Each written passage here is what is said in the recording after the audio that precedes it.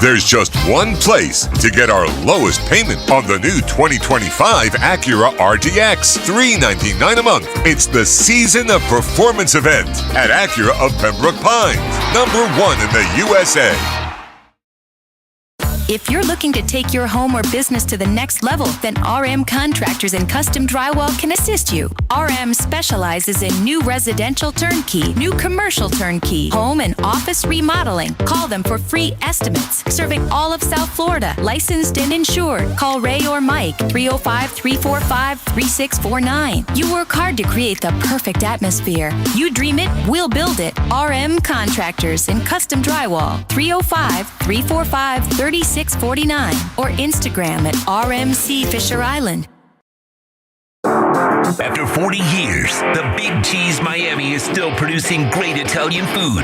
They started in 1984. Since then, they've been winning awards while being voted the best inexpensive Italian restaurant in Miami. Visit them for great food, amazing service. Witness the decades of Cane's memories. The walls are like a Miami Hurricanes Hall of Fame. The Big Cheese delivers anything on its menu or party platter menu to your home, office, or even a park for a picnic. Located at 8080 Southwest 67th Avenue, Miami. Call 305-662-6855. TheBigCheeseMiami.com, where they serve large portions at family prices.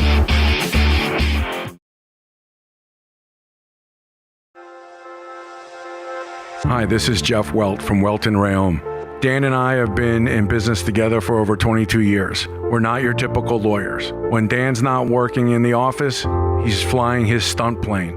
When I'm not in the office, I'm either getting tattooed, bowling, riding a motorcycle, or going to concerts. We might not be your typical attorneys, but we are aggressive attorneys, and we'll do whatever it takes to get you what you deserve. Consultations are always free. Call us anytime, 24/7. Welton Rayom can help. There's just one place to get our lowest payment on the new 2024 Acura ZDX, $299 a month. It's the Season of Performance event at Acura of Pembroke Pines, #1 in the USA.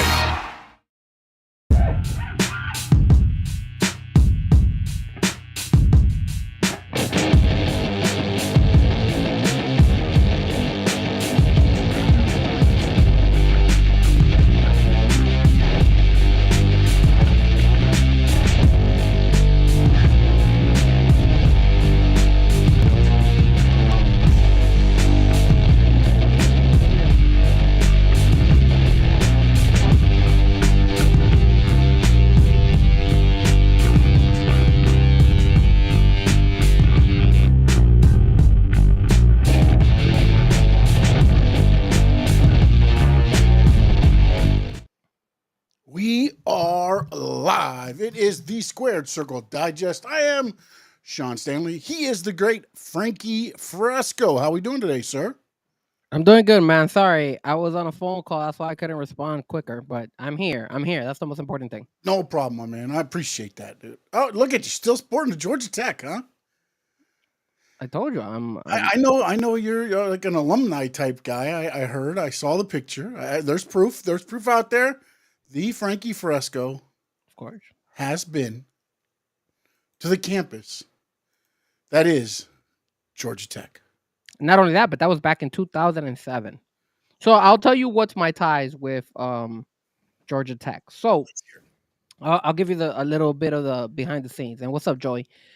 Basically, when I graduated from high school, obviously applied to different universities, and one of the universities I applied to was Georgia Tech. So I am a Georgia Tech in spirit, kind of like an alum, or at least a fan, because I did get accepted to Georgia Tech. The only thing was that I was not able to go to Georgia Tech because they didn't give me a full ride. I had to pay for my tuition, and tuition was really expensive in Georgia Tech. So that's why it was between Georgia Tech and UF, and I went ahead and went with UF because UF was paying me for everything. So that's why I'm a Gator, but also I support Georgia Tech, especially that they beat Miami. Not gonna lie.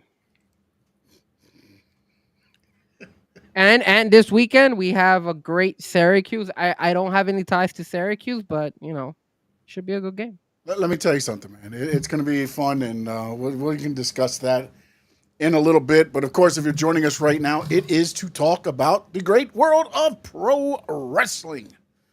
And I appreciate Dad's already in, Joey's in, no doubt's in. You're watching us on X, you're watching us on Twitch, watching us on Facebook. Please hit the like button. Jump over to the YouTube channels. I'm at Stanley Media House Network. He is at Frankie Fresco. Hit that subscribe, hit that like. We appreciate each and every one of you and all your support.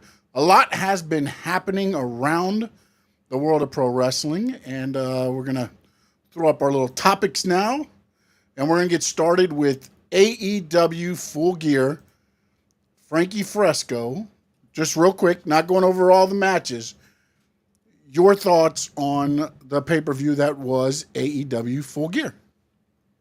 Well, I got some bad news. I did not get to watch AEW Full Gear. Oh, okay. I was DJing until 1:00 in the morning, so I was not able to watch it, and I didn't get a chance to catch the replay. But as an AEW fan, I did go ahead and went back and look at all the highlights, looked at everything, at the results and everything. And from what I saw, it seemed like a really good pay-per-view. I think they got most of the matches correctly picked.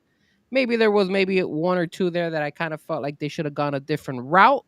But overall, based on what I've read on the reviews and based on what I saw, I believe it was a pretty decent pay-per-view. I thought it's usually an AEW pay-per-view that they usually deliver all the time. So, yeah, that's what I was going to say. AEW usually on their pay-per-views, without a doubt, deliver. And this one, to me, delivered. I saw a couple fans, picking things apart and talking about things. I mean, the only question, and Chad, what's going on, sir? Appreciate you in there now in the chat. Overall, man, the pay-per-view to me was awesome. I thought, again, there's always some things where you can sit there and be like, would I have went that route? I don't know. But to me, every match delivered. And the best part about it that I thought too was the Dynamites, which we've always talked about with AEW. To me, the Dynamites, whether you think they're good Dynamites, not, however you want to look at it, everything that they built up to cascaded into that pay-per-view. Yep, that's what I heard. And then they left you thinking at the end, wanting you to tune in on Wednesday night to Dynamite with the way the pay-per-view ended. And again, we could sit there and say all the stuff, about it, but they always deliver on pay-per-view, and this was no different. What is it? I want to say the 0 Hour.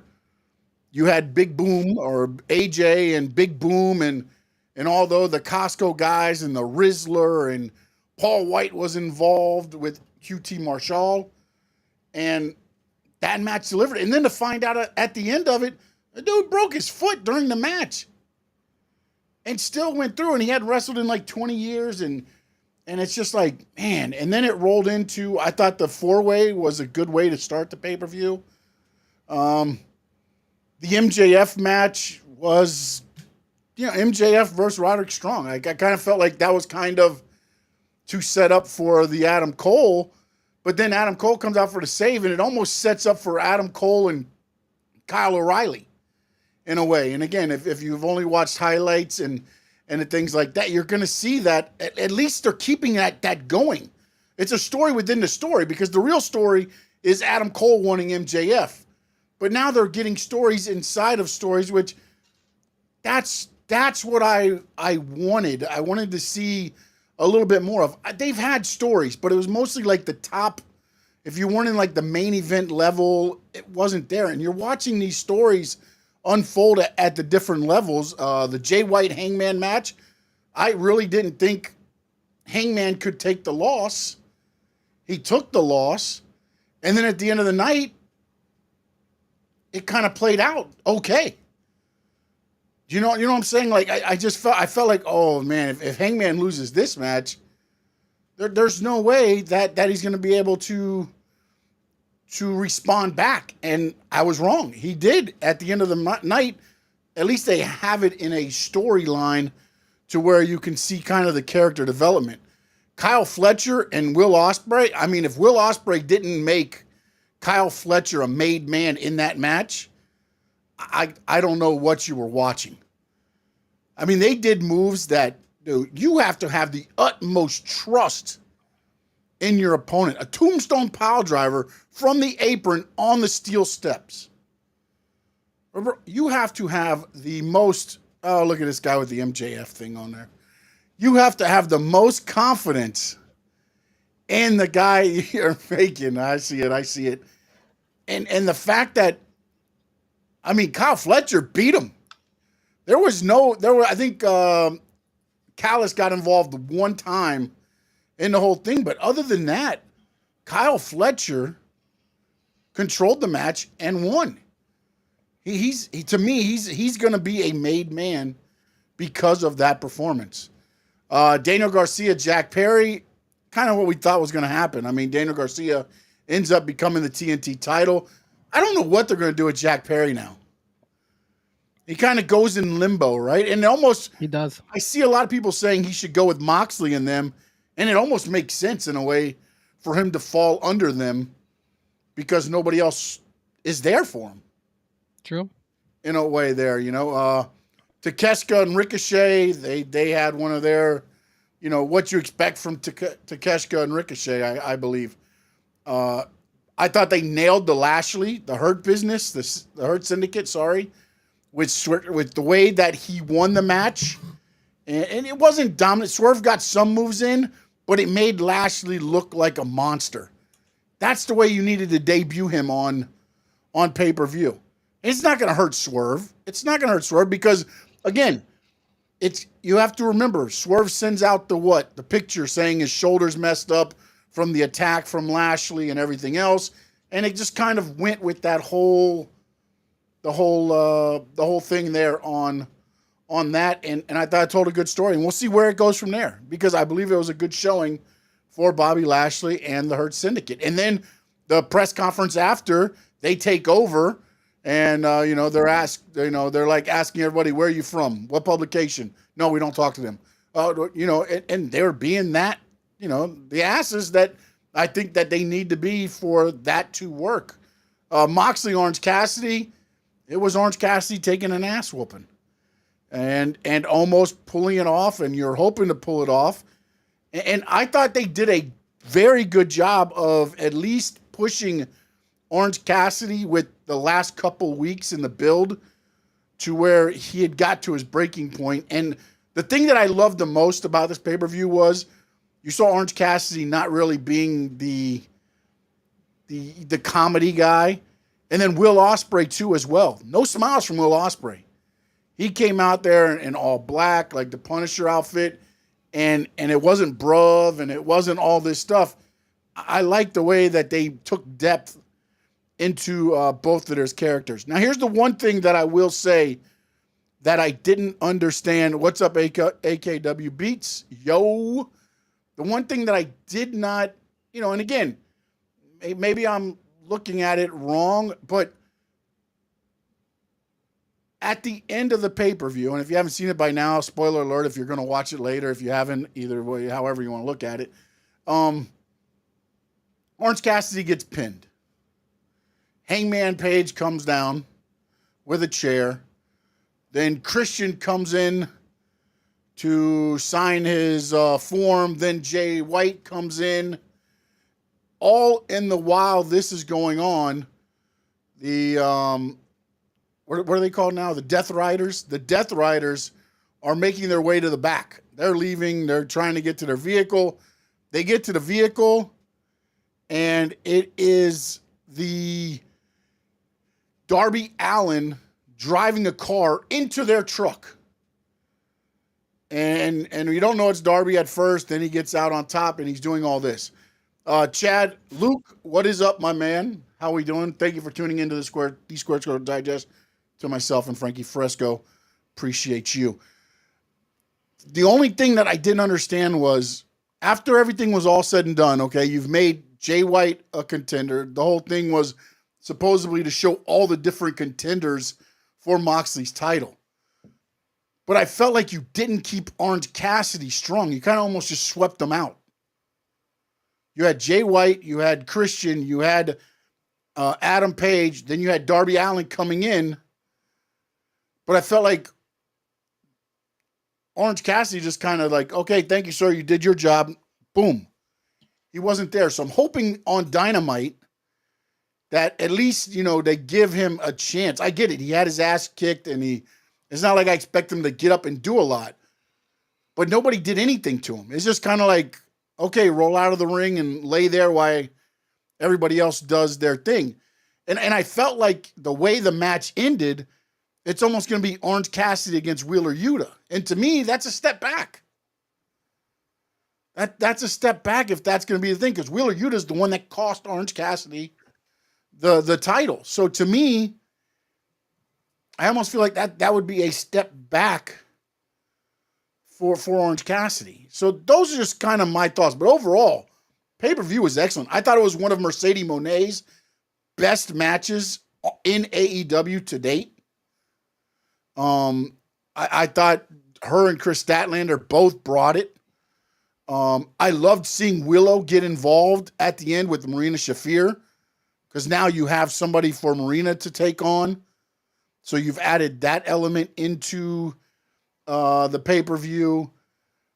And then you also had the dissension between the Acclaimed, which we ultimately think is probably going to end up breaking up anyways. But I felt like the pay-per-view delivered, and it made you want to be like, okay, let me tune into Dynamite and see what happens. Yeah. So again, I always said I wanted them to get me invested in the stories that they were telling. And right now they do have me invested in those stories. So I can't sit here and say, they have done exactly what they need to do. I thought Orange Cassidy was the wrong person to have in the main event at the thing. In the last 2 weeks, they kind of changed my mind to be like, okay, he belongs at least.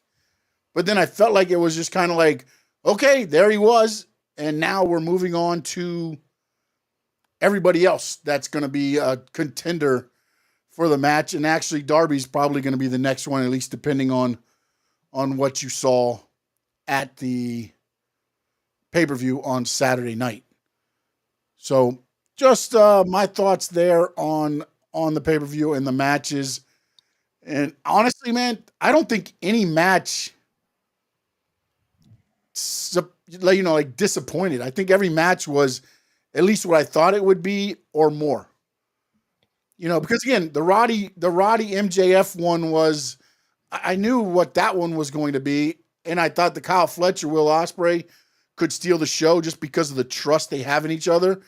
I've seen Will Ospreay work with Swerve and all them, and I know him and Kyle Fletcher have so much, the chemistry because they've been together for so long. I really thought, and I believe that was the match that stole the show, although they both could have severely injured one another also in that match with some of the moves they did, but all is well. And again, I just think it was probably one of my funner pay-per-views from top to bottom that I've watched with AEW. My only concern about the way it ended was that, the whole Orange Cassidy storyline was to showcase your young talent, right? Orange Cassidy, Darby Allin, Daniel Garcia. Who else was out there? I don't remember who else was another guy who probably was out there, but I didn't know that I didn't think that he would get thrown in necessarily. So like what you said, now all of a sudden they push away Orange Cassidy. Danny Garcia is no longer involved because he just won the belt from Jack Perry. There was no signing of Hook, and where do you go with this whole youth movement that you were kind of selling to us at the beginning? All of a sudden now you're just completely wiping it out. You keep Darby Allin involved, but again, we already have seen Darby Allin versus Moxley, I believe, before, if I'm not mistaken. Yeah, no, I mean, that's the thing, though, too, is like, I think the only one that would be new would be Daniel Garcia Moxley, because I don't think those two have fought each other necessarily in AEW yet. Or I may recently, be if they wrong. haven't. Yeah, I may be wrong, but it's going to be interesting to see how they parlay this back. Because look, man, if you would have asked me 4 or 5 weeks ago if I thought it could play out well, I would say no. But something has flipped on to me watching it now to where I'm interested to see and intrigued to see how this plays out, how they roll it back over. Because again, Orange Cassidy could come back. To me, I don't. This is the thing with the ass whooping he took. Do you keep him off TV 1 week and then bring him back the following week, or do you have him come out all like, beaten and battered and just, that's going to be my thing. Is like, how do they keep him strong and keep him involved in this? Because it can't just be one ass whooping and then okay, that's it, you're out. But that he got such a huge ass whooping that he shouldn't be back right away. He should take a couple of weeks off. That's what they would probably have done in WWE. Knowing AEW, I wouldn't be surprised if Orange Cassidy comes back tomorrow night. Yeah. And no doubt says, what if Orange Cassidy was always meant to be fodder for whatever comes next? And that's always usually you got the first person there. But again, as Frankie was saying, they've been preaching the youth movement. So to me, he's got to stay in the story somehow. And again, him against Wheeler Yuta is still in the story. I feel like it's a step down from where he was at, but it's still in that story, right? With the Death Riders and the youth movement. If you keep Orange Cassidy with Wheeler Yuta and then Darby's with, the question then would be, does Claudio go after Daniel Garcia and the TNT title? Because then now you can bring Garcia into it. And where is Hook playing all this too? Yeah, I don't know what's going on with Hook. Yeah, Since Christian beat up Taz and left him laying, that's been the last time I've seen. Maybe we'll have to get with Tony Schiavone and see if he can find the Hook signal. Yeah, and go from there. So those are my thoughts on Full Gear, and that. Anything else that you saw highlight wise, and things that you looked at, or anything that you, any questions you had on anything that you saw? I did hear people criticize the fact that one of the matches was in the Zero Dark Hour, which was Anna Jay versus Diana Purrazzo, and people were saying that it was a pretty good match, but the sad thing about it was that there was nobody inside the actual arena. Yeah, the arena was empty and that's the thing. Like, I don't understand why they do matches 2 hours before. Yeah. Like if you're gonna do the 0 hour, like if you're gonna do 2 hours, then do an hour and 15 minutes of talk, and then do 45, and then start the wrestling there.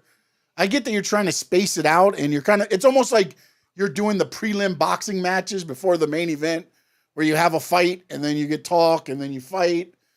But I don't know that it was all, and apparently QT Marshall wanted to have a match in between them because he wasn't sure how that match was going to go. And it went well, man. It went well. I thought it was a hell of a match, honestly. For what it was a hell of a match. Well, I want to go ahead and give you props because you actually did really well on your picks. You picked the Costco guy. You picked Private Party. You got that one right. You got MJF. You got Bobby Lashley. You got Hangman we got wrong. You got Kyle Fletcher. We both picked Perry, Mercedes, and Moxley. So literally you got 1, 2, 3, 4, 5, 6 right. And I got 1, 2, 3, 4. Only 4 right. So you won 6-4, sir. Yeah, but we got this week though, and this will be the big week. Should be fun. WWE War Games. And we're going to do our picks at the end. I don't know. On this form, you see it says miscellaneous thoughts. When we get to it, that's going to automatically, magically turn into WWE War Game picks. It's a magic touch I have, I tell you. Because I found out I messed up on the rundown too late, and I could only change one one placard because all the other ones were already loaded. And so that miscellaneous thoughts will be our picks after we spin the wheel. Bounce DJ in. How we doing, sir? All right, we go to the next. Oh, before we go, I already transitioned, but go ahead, finish your thought. no, is in reference to Bounce. So I want to give a shout out to my homie Bounce. Congratulations to Bounce on Friday. He opened up his DJ school here in Miami. So if any of you guys are local here in South Florida and want to go ahead and try your skills and learn how to DJ, hit up my boy Bounce. He's holding it down over there with classes for not only adults but also for kids. It's actually kids starting. So if you have any kids and you want to join them in the program, send a message directly to Bounce, and it's pretty cool. It's a cool little thing. And if you go to his social media, Bounce DJ, you'll see what he brings to the table. So just wanted to give that, you know, let you guys know about it, since the homie Bounce is always supporting myself and the Squared Circle. So shout out to everybody out there who reaches out to Bounce. Yeah, 100%, man. Make sure you check it out. I might have to look into that for the kids. Yeah, man, it's cool. He right now it's kids, and you go out there and there's different where he has this school. Bounce, do me a favor, write it on the chat board if you can. The name of the school, that way people can look it up on social media, and then I'll go ahead and we could go ahead and promote it a little bit. But it basically the school has in the area, the skateboard area as well. So the kids not only can go ahead and do DJ work, but they could also skateboard. And there's a huge skate rink, so they get to do all that stuff. And then there's other different um, businesses are right next to each other, which is pretty cool. So if you want to do VR experience when it comes to gaming and stuff like that, that's available. If you want to go ahead and do like food, shirt coloring, and all that stuff is all around. It's kind of like they're all working together.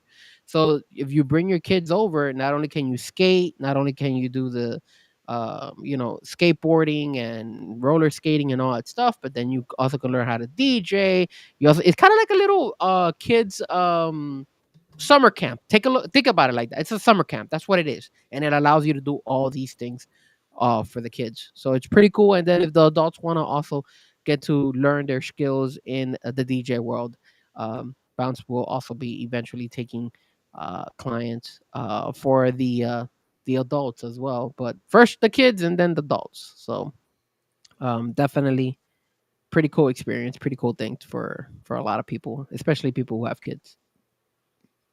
Yeah, Bounce, make sure you put that in the chat. We'll get it up there on the screen as well, too. Yeah. And we'll get it out there on the social medias. Although you guys probably got more. He probably got more social media than me, so. Sure he does. All right. War Games. The teams are final. We now have 5-on-5 in both. Let's talk women first because we already know. Or do you want to just jump in the men's? And No, let's talk women first. Let's go with the women. On the women's, Jade Cargill is out. And thoughts and prayers to her. I don't know what. Apparently, she's dealing with a serious injury. I don't know how serious or everything. I've heard so many different things, but nobody's confirmed anything. So they say a minimum of 3 months. Is that why have they laid her out? Yeah. They laid her out and put her like so many injuries, a cervical injury, so that she, there's no way she's returning within, whatever. I wasn't sure if that was just again, if you listen to certain things, and again, these are all, I don't know where everybody gets their sources and all these other sources. There is a slim chance that she's not going to make it back. There's a slim chance that what? She might not make it back. But man, I didn't know it was that serious. I thought it was just I thought it was an angle for a minute there, but I haven't done my homework. So. I honestly did too, and maybe it is just an angle. But my understanding is it's a pretty serious injury, and that was from Wrestlers Over Radio that said it was a pretty significant injury that she has, but nobody has confirmed what that injury is. Gotcha. So I think they did that also too now because you put her out on the car and all this stuff. Now she does return, and you can make it into an angle. So who attacked? Back to the day when who attacked? Who ran over Stone Cold, right? And it ended up being Rikishi. I did it for The Rock. Remember that? That was the whole thing in Rock. So I didn't need to do that. All this stuff. So the interesting thing I thought was, and if you watched Raw last night, Bayley ends up becoming the fifth person on that team. And what's odd to me now, because again, her and Bianca, because of what happened last night, kind of smiled at each other at the end. Like, is it all forgiven? But then you look back, you look at this team. You've got Io Sky. Remember the last time Io Sky was beaten up on Bayley? Mm-hmm. You've got Bianca not trusting her. Like, I feel like the Bayley pick is going to be an interesting to see how this rolls out in the women's match. What do you think? I think they listened to you too, because didn't you see that Rhea Ripley's mask is now black? Yes, I saw that. It's almost like they forgot. Like, they got there and was like, oh my God, you got a broken orbital bone. You got to go out there wearing a mask. Okay, give me something. And now this week, it's black. The only thing I would do is I would almost make it like Sting, like lightning or something on there too. So it's not just all black, but in purple. Yeah. Something, you know what I'm saying? Like, just deck that bad boy out. I think you start looking like the Judgment Day, maybe a little bit too much. Back to the Judgment Day. Yeah, I mean, I think when it comes to the whole War Games and the women's side, it's entertaining. Again, I'm shocked that Jay Cargill suffered an injury, and I thought that was all an angle. But I mean, I guess it must be more serious, and hopefully she recovers better. But overall, I think it's a good match. There's different stories, and I mean, it should deliver. It should deliver. No, it should. And again, I said this last week, and I'll stay. This is kind of a hill I might die on this one. Is that this should be a traditional Survivor Series match. And in that, anybody that's watched WWE forever, it used to be 5-on-5. When a person got pinned, they got sent to the back until the last person of the team was eliminated, and then you had your survivor, sole survivor, or whatever else. I don't feel there is enough. Yes, there's some bad blood in this match, but not enough to get War Games. I mean, you should have MJF in War Games. Jesus Christ Almighty! You know what? I am followed by Maxwell Jacob Fried Rice on. Oh, damn. For a minute I thought you were saying MJF, but Fried Rice? It is MJF. Apparently, it's a parody account on Blue Sky. Maxwell Jacob Fried Rice. Yep. Well, if you don't like fried rice, I mean. Yep, you got to love it. Rhea kind of looks like she has a beak with that. Yeah, it does have a little bit of the point, but maybe that's going to become a part of the angle. But again, my whole thing is I don't feel like there's let me take this back, actually. There's animosity between Liv and Rhea. Yeah. But everybody else is kind of just like, okay, let me go to war. Okay, all right, you picked me. I'm in the match. Hey. You know, that's my problem with this whole thing is, like, I feel like you could have made this traditional and then use the actual War Games for the guys. But, again, it's always you have the women's and then the men's. So that is what they're doing there. Any other thoughts? We'll get our picks later on in the show for War Games. I want to make sure that was brought up and discussed. And then on the men's side, he finally returned. He said, ladies and gentlemen. Not that guy. Now, of course, that guy. We don't care about Paul Heyman. We care about this guy. Woo! Oh, he said, back, baby. My math says it's 4-on-5. We need it to be 5-on-5. And, of course, he points to the back. And let me tell you something now, man. When he pointed to the back, I looked at my screen and I said, anybody but Lesnar. Anybody but Lesnar. How dare you, sir?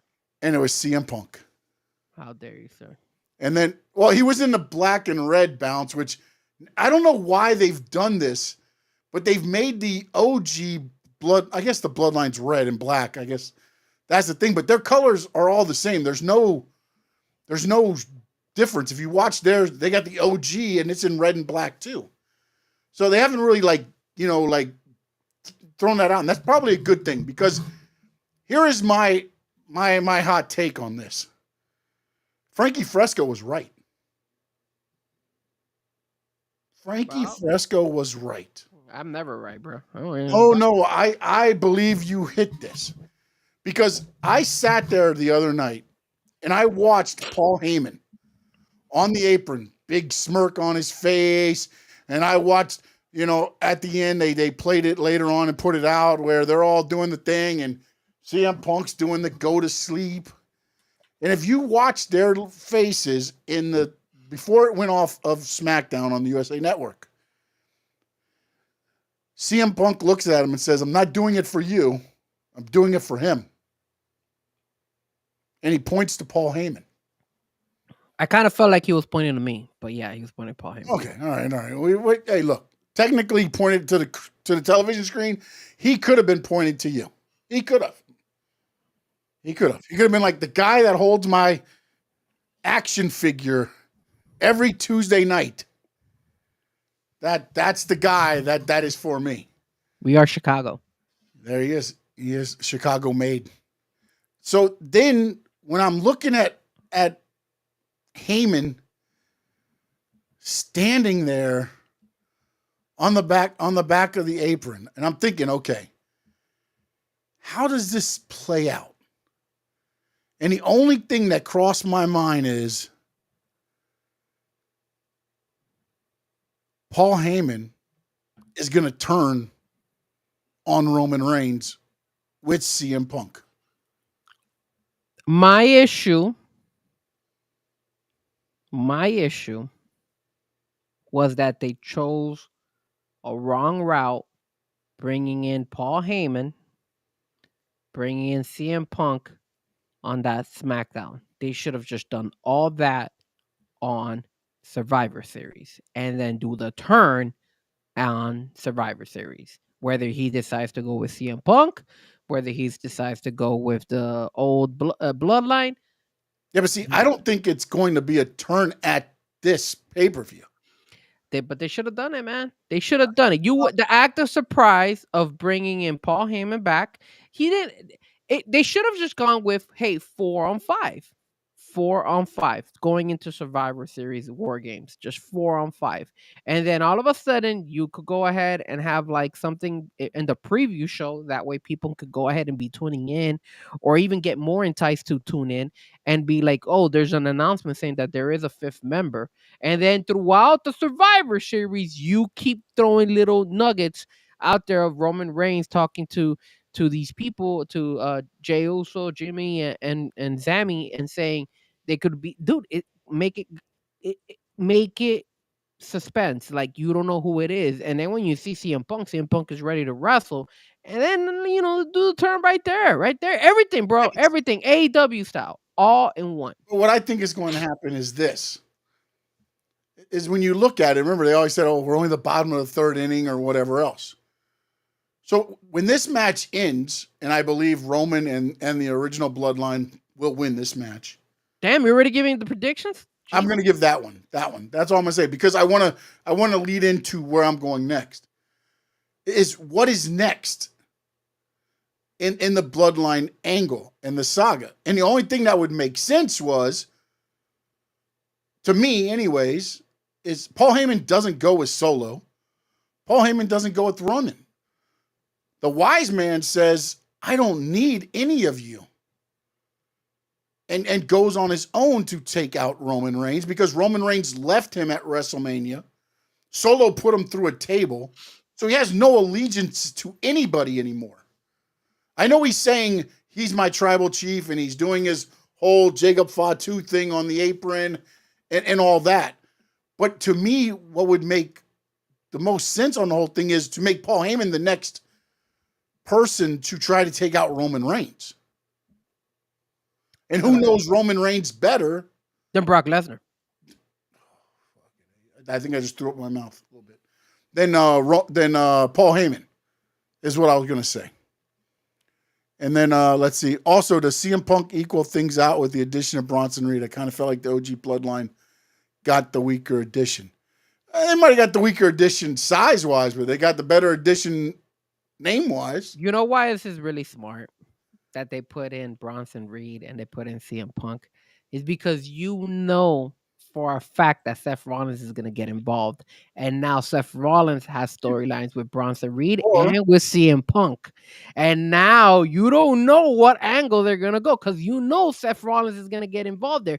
And you have no idea if Seth Rollins might just go ahead and clobber somebody from the original bloodline. How about this? And this is what got me thinking. Another thing. What if Bronson Reed gets laid out backstage? Nah, I don't think that would happen. Bronson Reed's too big of a guy. Listen.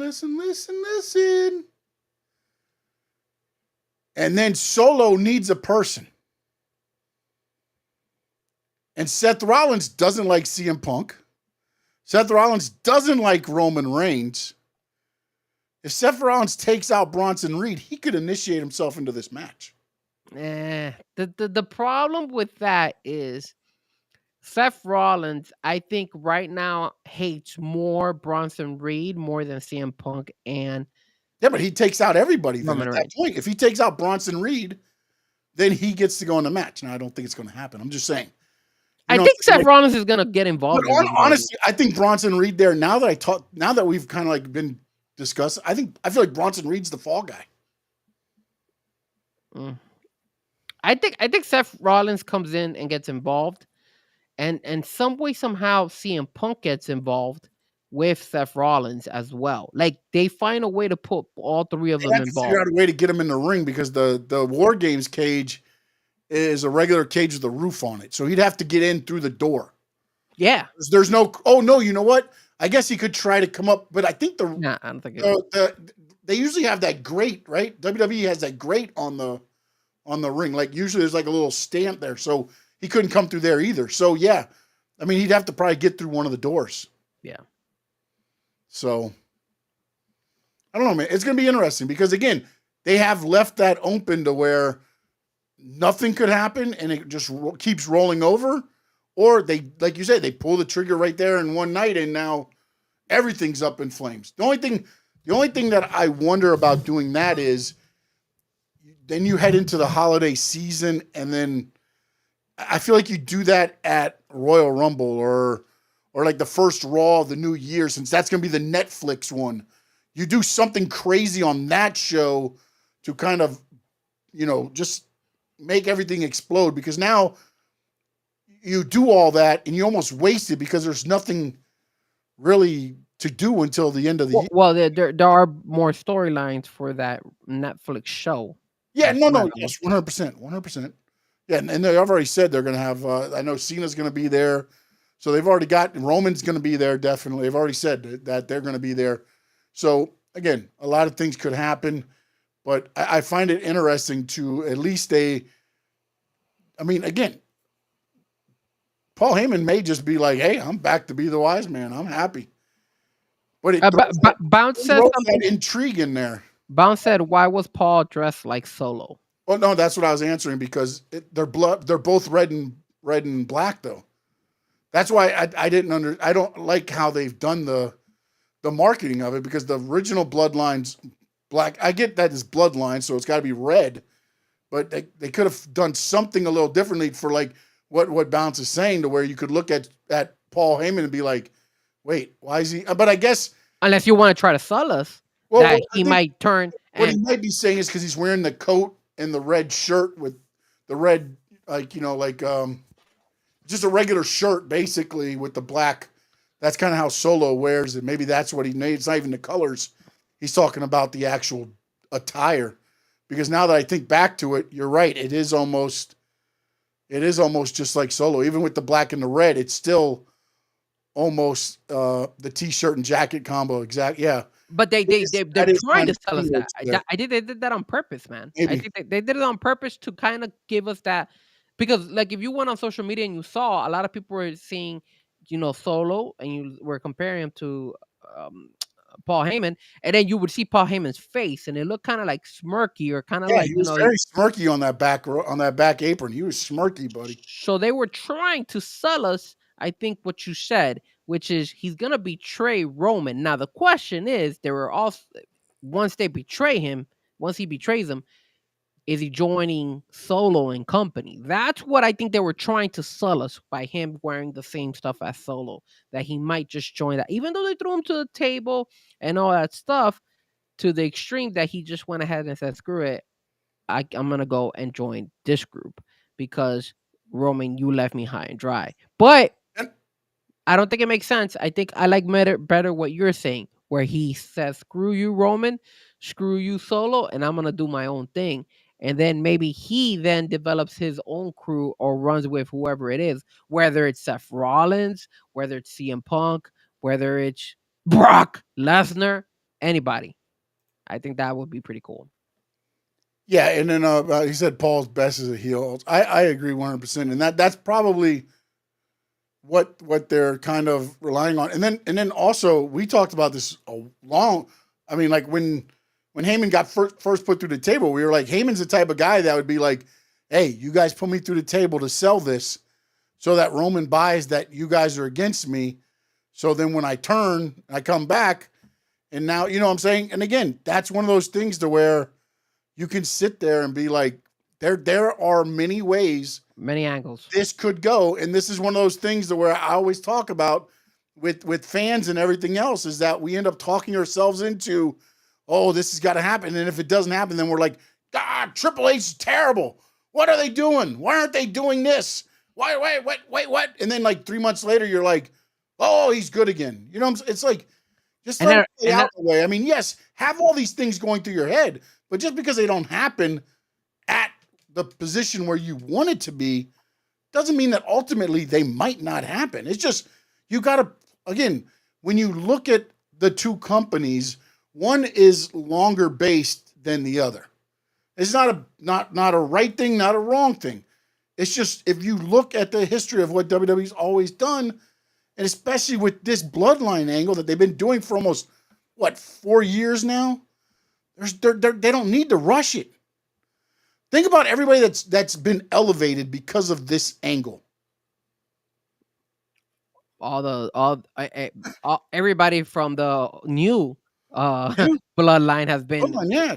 Sami Zayn was almost out of the company, and this, again, they're doing as well. I'm not saying just because of the bloodline, but Sami, took full grasp of it, went into that character, did some things, and got noticed.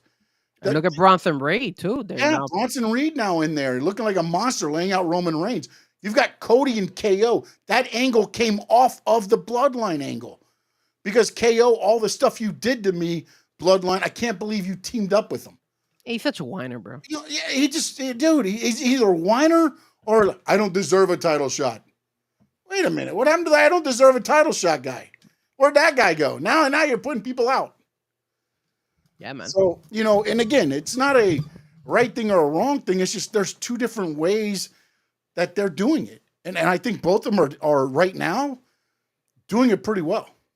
I think at the end of the day, like you said, there's so many angles they could take that's why a lot of people have gained interest in this match, because you don't know which route. And now, we talk about Seth Rollins.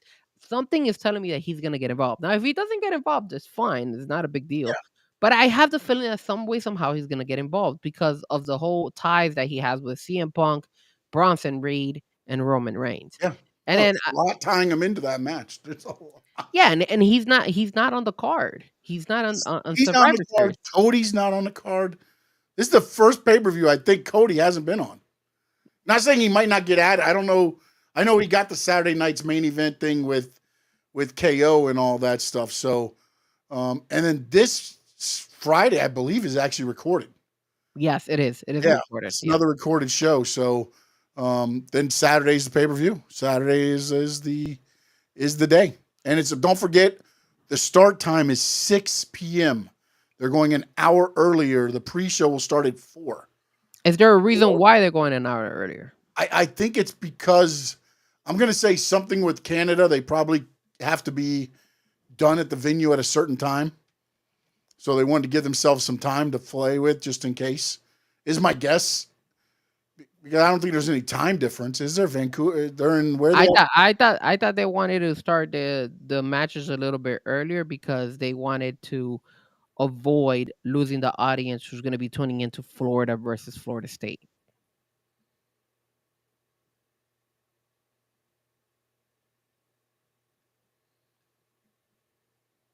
Mm-hmm. Yeah. All right, I think I listed that long enough. Dude, your team's kicking ass right now, bro. That defense has came around, bro. The defense has come around, and the offense is doing enough to win. Bounce says, what about the final boss? Again, he ain't coming back until next year. Yeah, I know he's still filming. If you've seen the pictures, he's still doing the Moana series, but I don't know where they're at. And I believe where are they at? They're in Vancouver, right? Aren't they in Vancouver? For Survivor Series? Yeah. I think they are. Or is it Toronto? Is it Toronto or Vancouver? Which one? Vancouver, Vancouver, right? Yeah. So I believe that's part of, they also film there. I don't know if they're filming there, but I know movies are filmed in Vancouver. So I'm wondering if maybe his film's being done there and he's there. And then do you see him coming and getting interfered in this War Games? That's another possibility. That's another person that could get involved. Yeah, that's the whole thing. Like I don't believe it'll happen. But again, if you want to go out with a bang, I don't think this is the last pay-per-view of the year, but it's the last big pay-per-view of the year, then why not? And then you also set up maybe for the Raw, Netflix on Raw.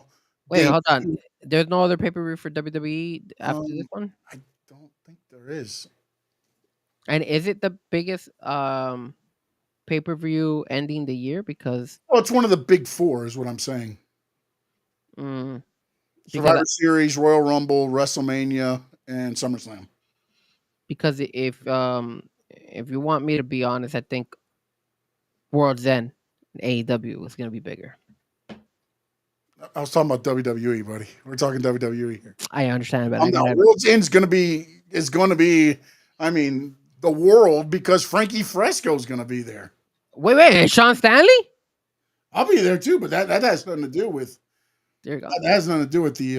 We gotta have a sign, guys. Let me know what sign I should take. Give me some ideas on the chat board.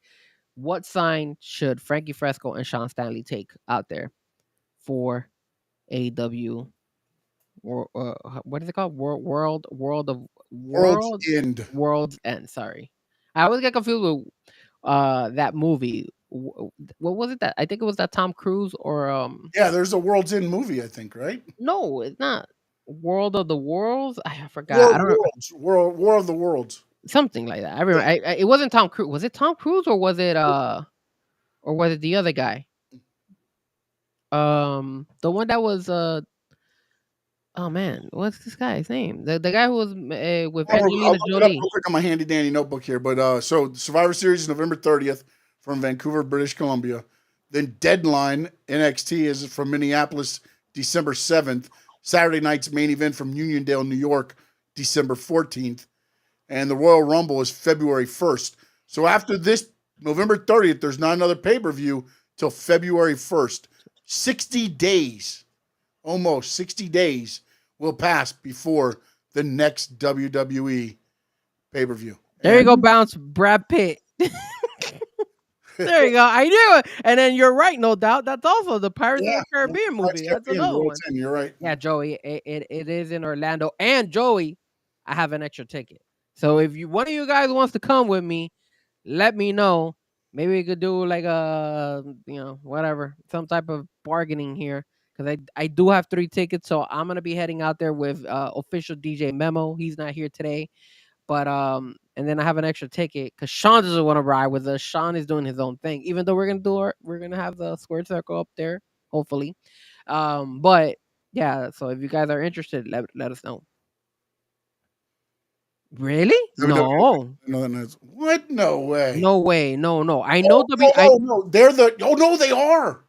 No way. They are, I believe. Because I know WWE is gonna be there the Sunday in Miami. Because I remember I told Sean, I was like, Sean, guess what? WWE is in Miami the next day.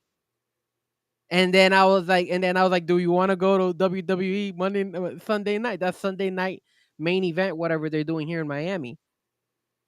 But I don't know. That's like too much wrestling, I think. AEW and then Sunday night WWE, and then we got Monday Night Raw the next day. Like, man, it's like going ham on wrestling. It's just insane. But I didn't know that. Dude, Joey, I No, think Sean is the you know what? I think it's not. It's not there. I believe it's at the arena in the rollerblades arena in Fort Myers. But they're still having a show that same day.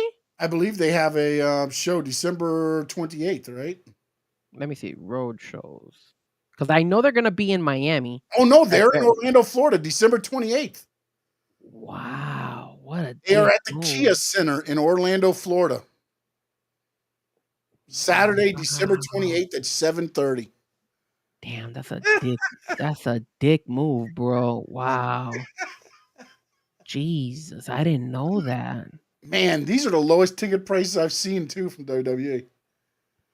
Man, that's crazy. All right, so guys, on the chat board, if you had to choose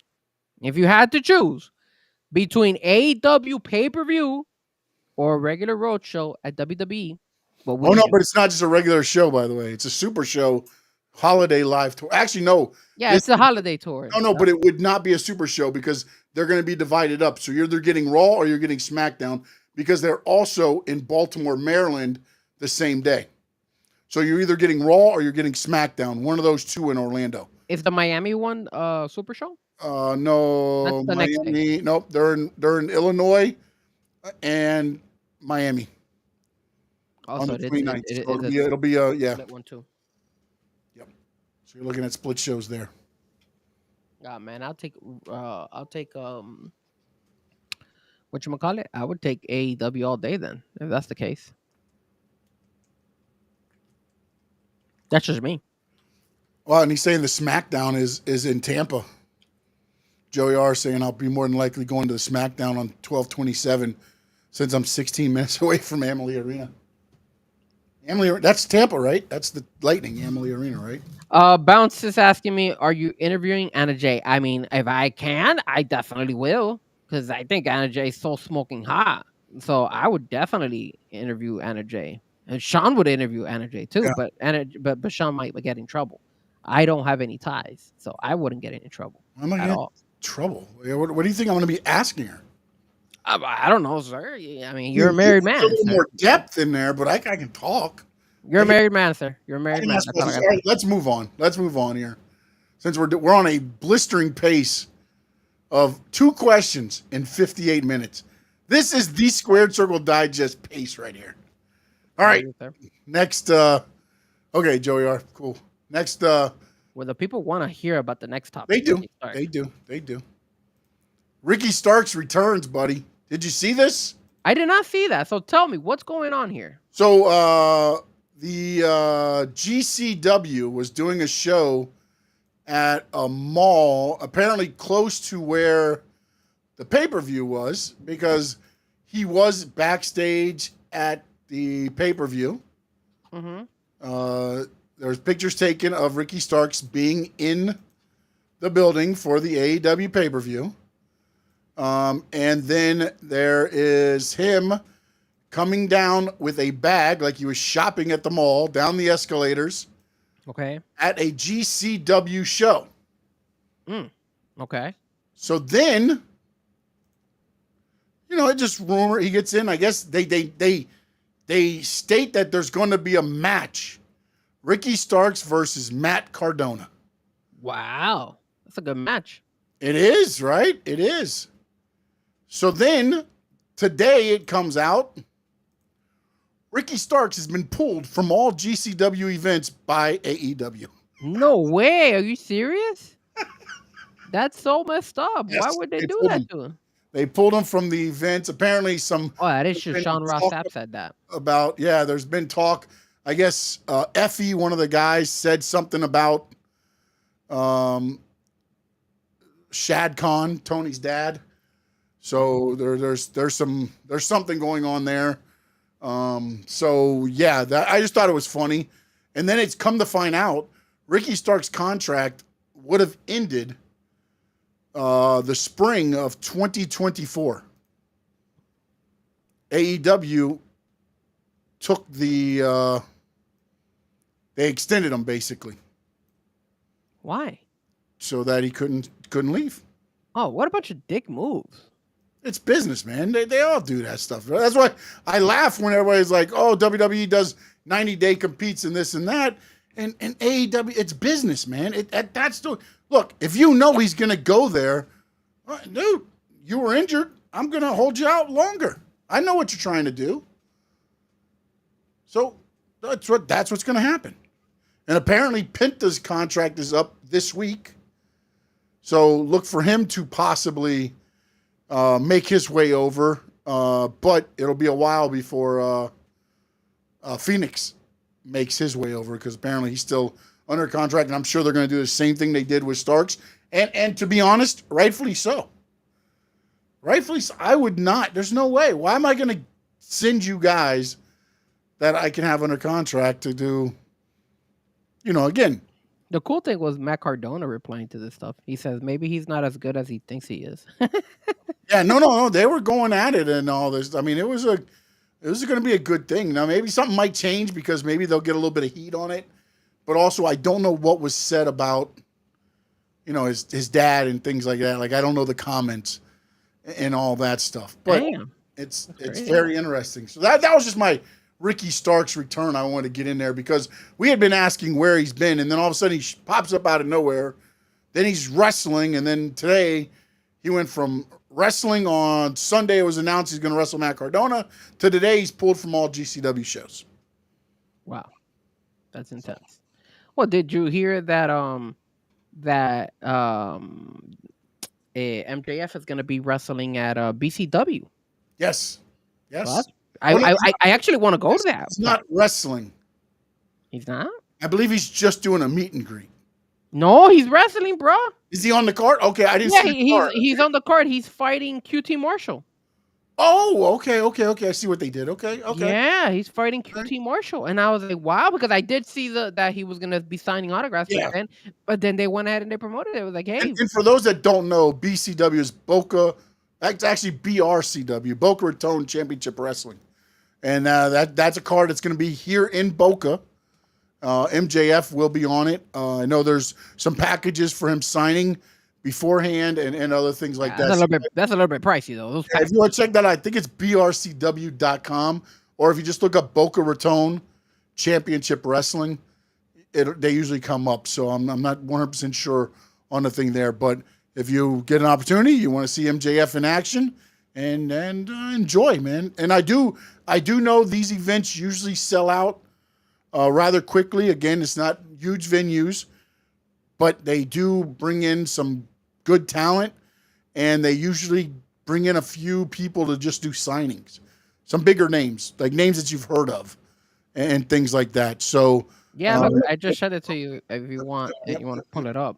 I gotta see if it's doable. Wait. You're gonna kill me, man. You're gonna kill me. Hold on a minute. I gotta go back here now. I'm making you work, baby. Making you work. Well, I gotta bring back up our thing, and now I need to add it to here. Can you? Is it doable? Is it possible? It's doable, but it's gonna look a little messy, people. It's gonna look a little messy. I apologize now. I'm just shocked that they're doing all. There's the cards. Look at that. You see, he's going against QT Marshall. I'm impressed. I'm impressed of the fact that they brought him over. So they're gonna do the meet and greet December the 15th at 3, and then the card starts at 5. Yeah. So that's pretty cool. That's pretty cool. Not gonna lie. Festival of Fights. Yeah, and they usually do these events I think it's one every 3 months. It's pretty cool. But it's always got some great talent, local talent, as well as name talent that have been out there. Matt Riddle's gonna be in this card. Yeah. Let's see, anybody else big besides the guys? Oh, there you go. Colt Cabana's gonna be in this card. I guess Colt's there too as well this time. Look at that. Look, they're gonna have some guests. Brutus the Barber Beefcake. Yeah, that's what I was saying. Like some of the names that are there. Oh, if you're an MTV fan, Mark Long is gonna be there. Remember, he's from MTV as well.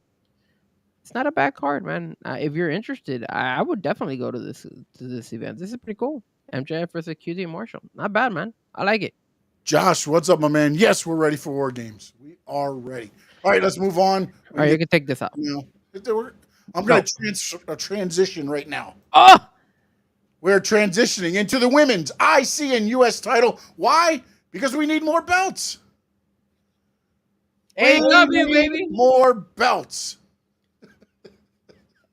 Do you guys agree with all these belts, man? Jesus, this is a lot, bro. Look, this is what I would have done.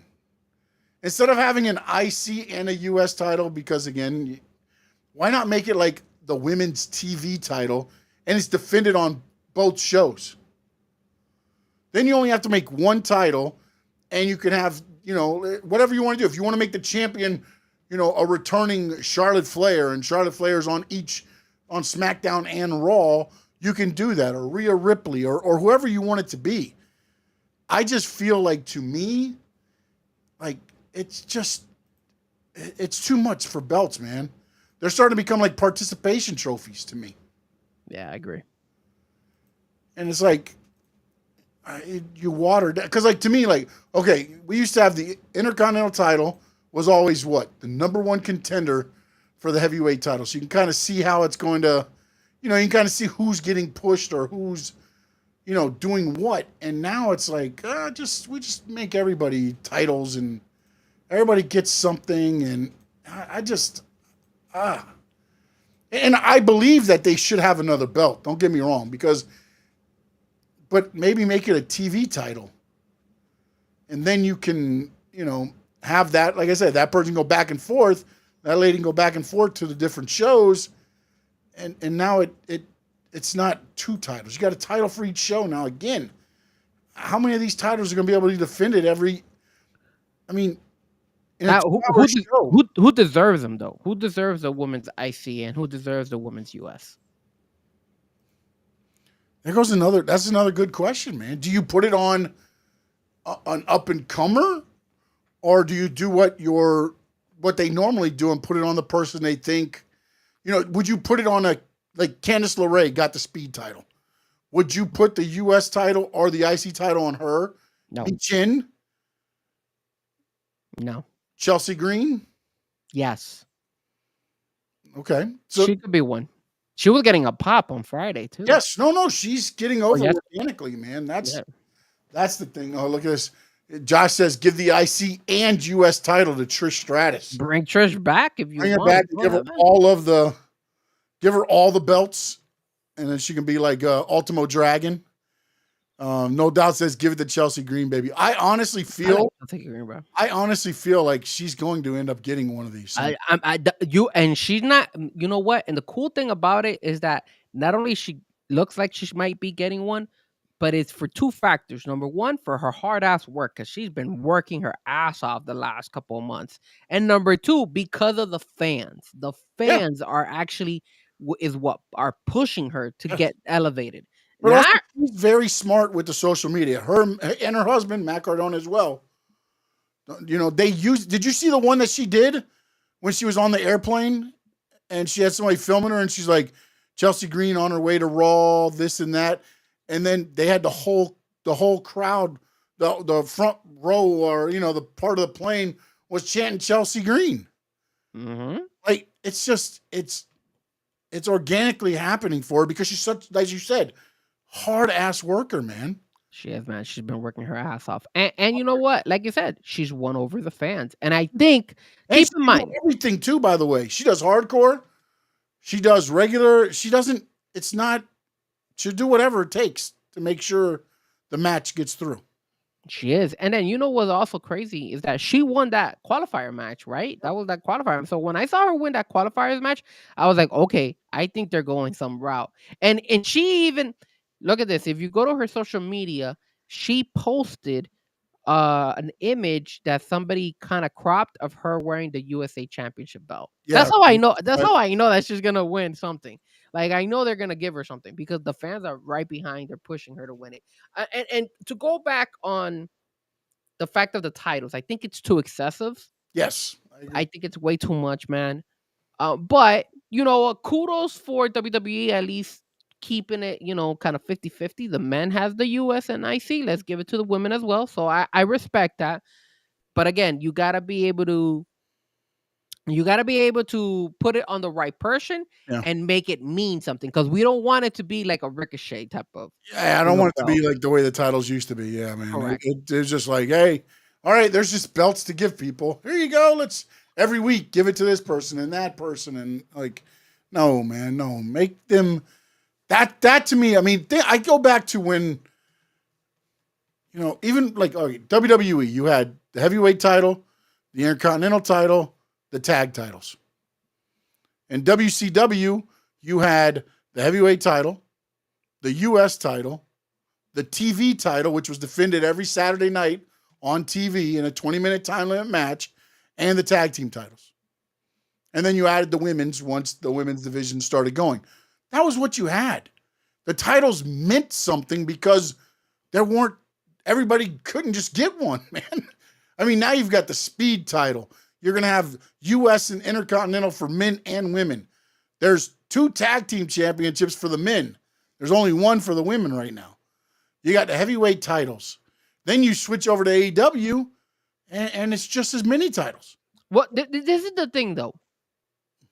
I think it could justify the women's IC and US title because of the amount of women that are in WWE and the talent of the women. If you start incorporating some of those NXT girls into Monday Night Raw or SmackDown, or bring some of the Raw SmackDown champions over to NXT, they could be very creative with it. That's the only reason why I think it's not such a bad idea for them with the women's IC and US titles. But again, is it excessive? It can be. It is a little bit, but at least they have the roster for it. I will give you that. I think you have more to play around with. Look at LA Knight, how he's been just with the same group of guys continuously, and they finally brought Shinsuke for him, but it was a minute before they even brought Shinsuke. So it's like they're running out of opponents for these belts. I don't think that would be the case for the IC or the US for the women's side. If they keep it going. And again, the other thing I think this says is they're going back to 3 hours once everything goes back. 3, baby, 3. I miss the 3 hours. I miss it. I mean, it's you can't fit all this on. Nah. I mean, they need to get rid of that speed stuff, man. That thing sucks. It doesn't affect anybody. It's on during, it's recorded beforehand and put on every Wednesday, bro. Like, I mean, is it really hindering you?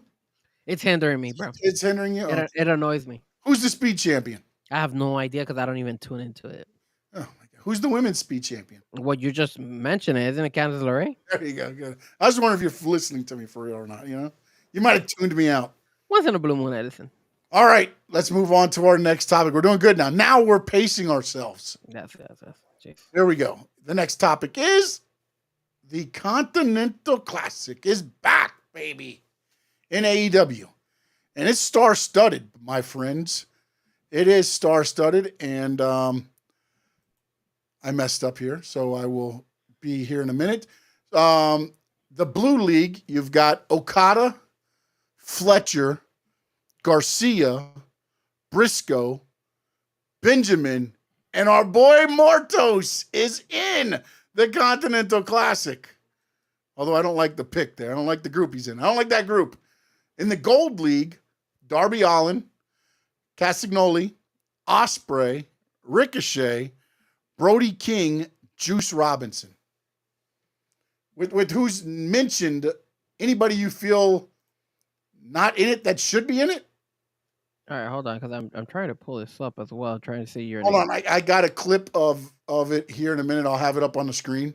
Well, if you go on the AEW site, you could see it. Darby, No, but I'm Claudio, saying I have. Bill, Ricochet, Brody King, Juice Robinson, Okada, Kyle Fletcher, Danny Garcia, Mark Briscoe, Shelton Benjamin, and the Beast Mortals. I'm so happy the Beast Mortals made it in that. Me too, man. Me too. In the Blue League. Although I feel like he's going to be the guy that gets like 0 points.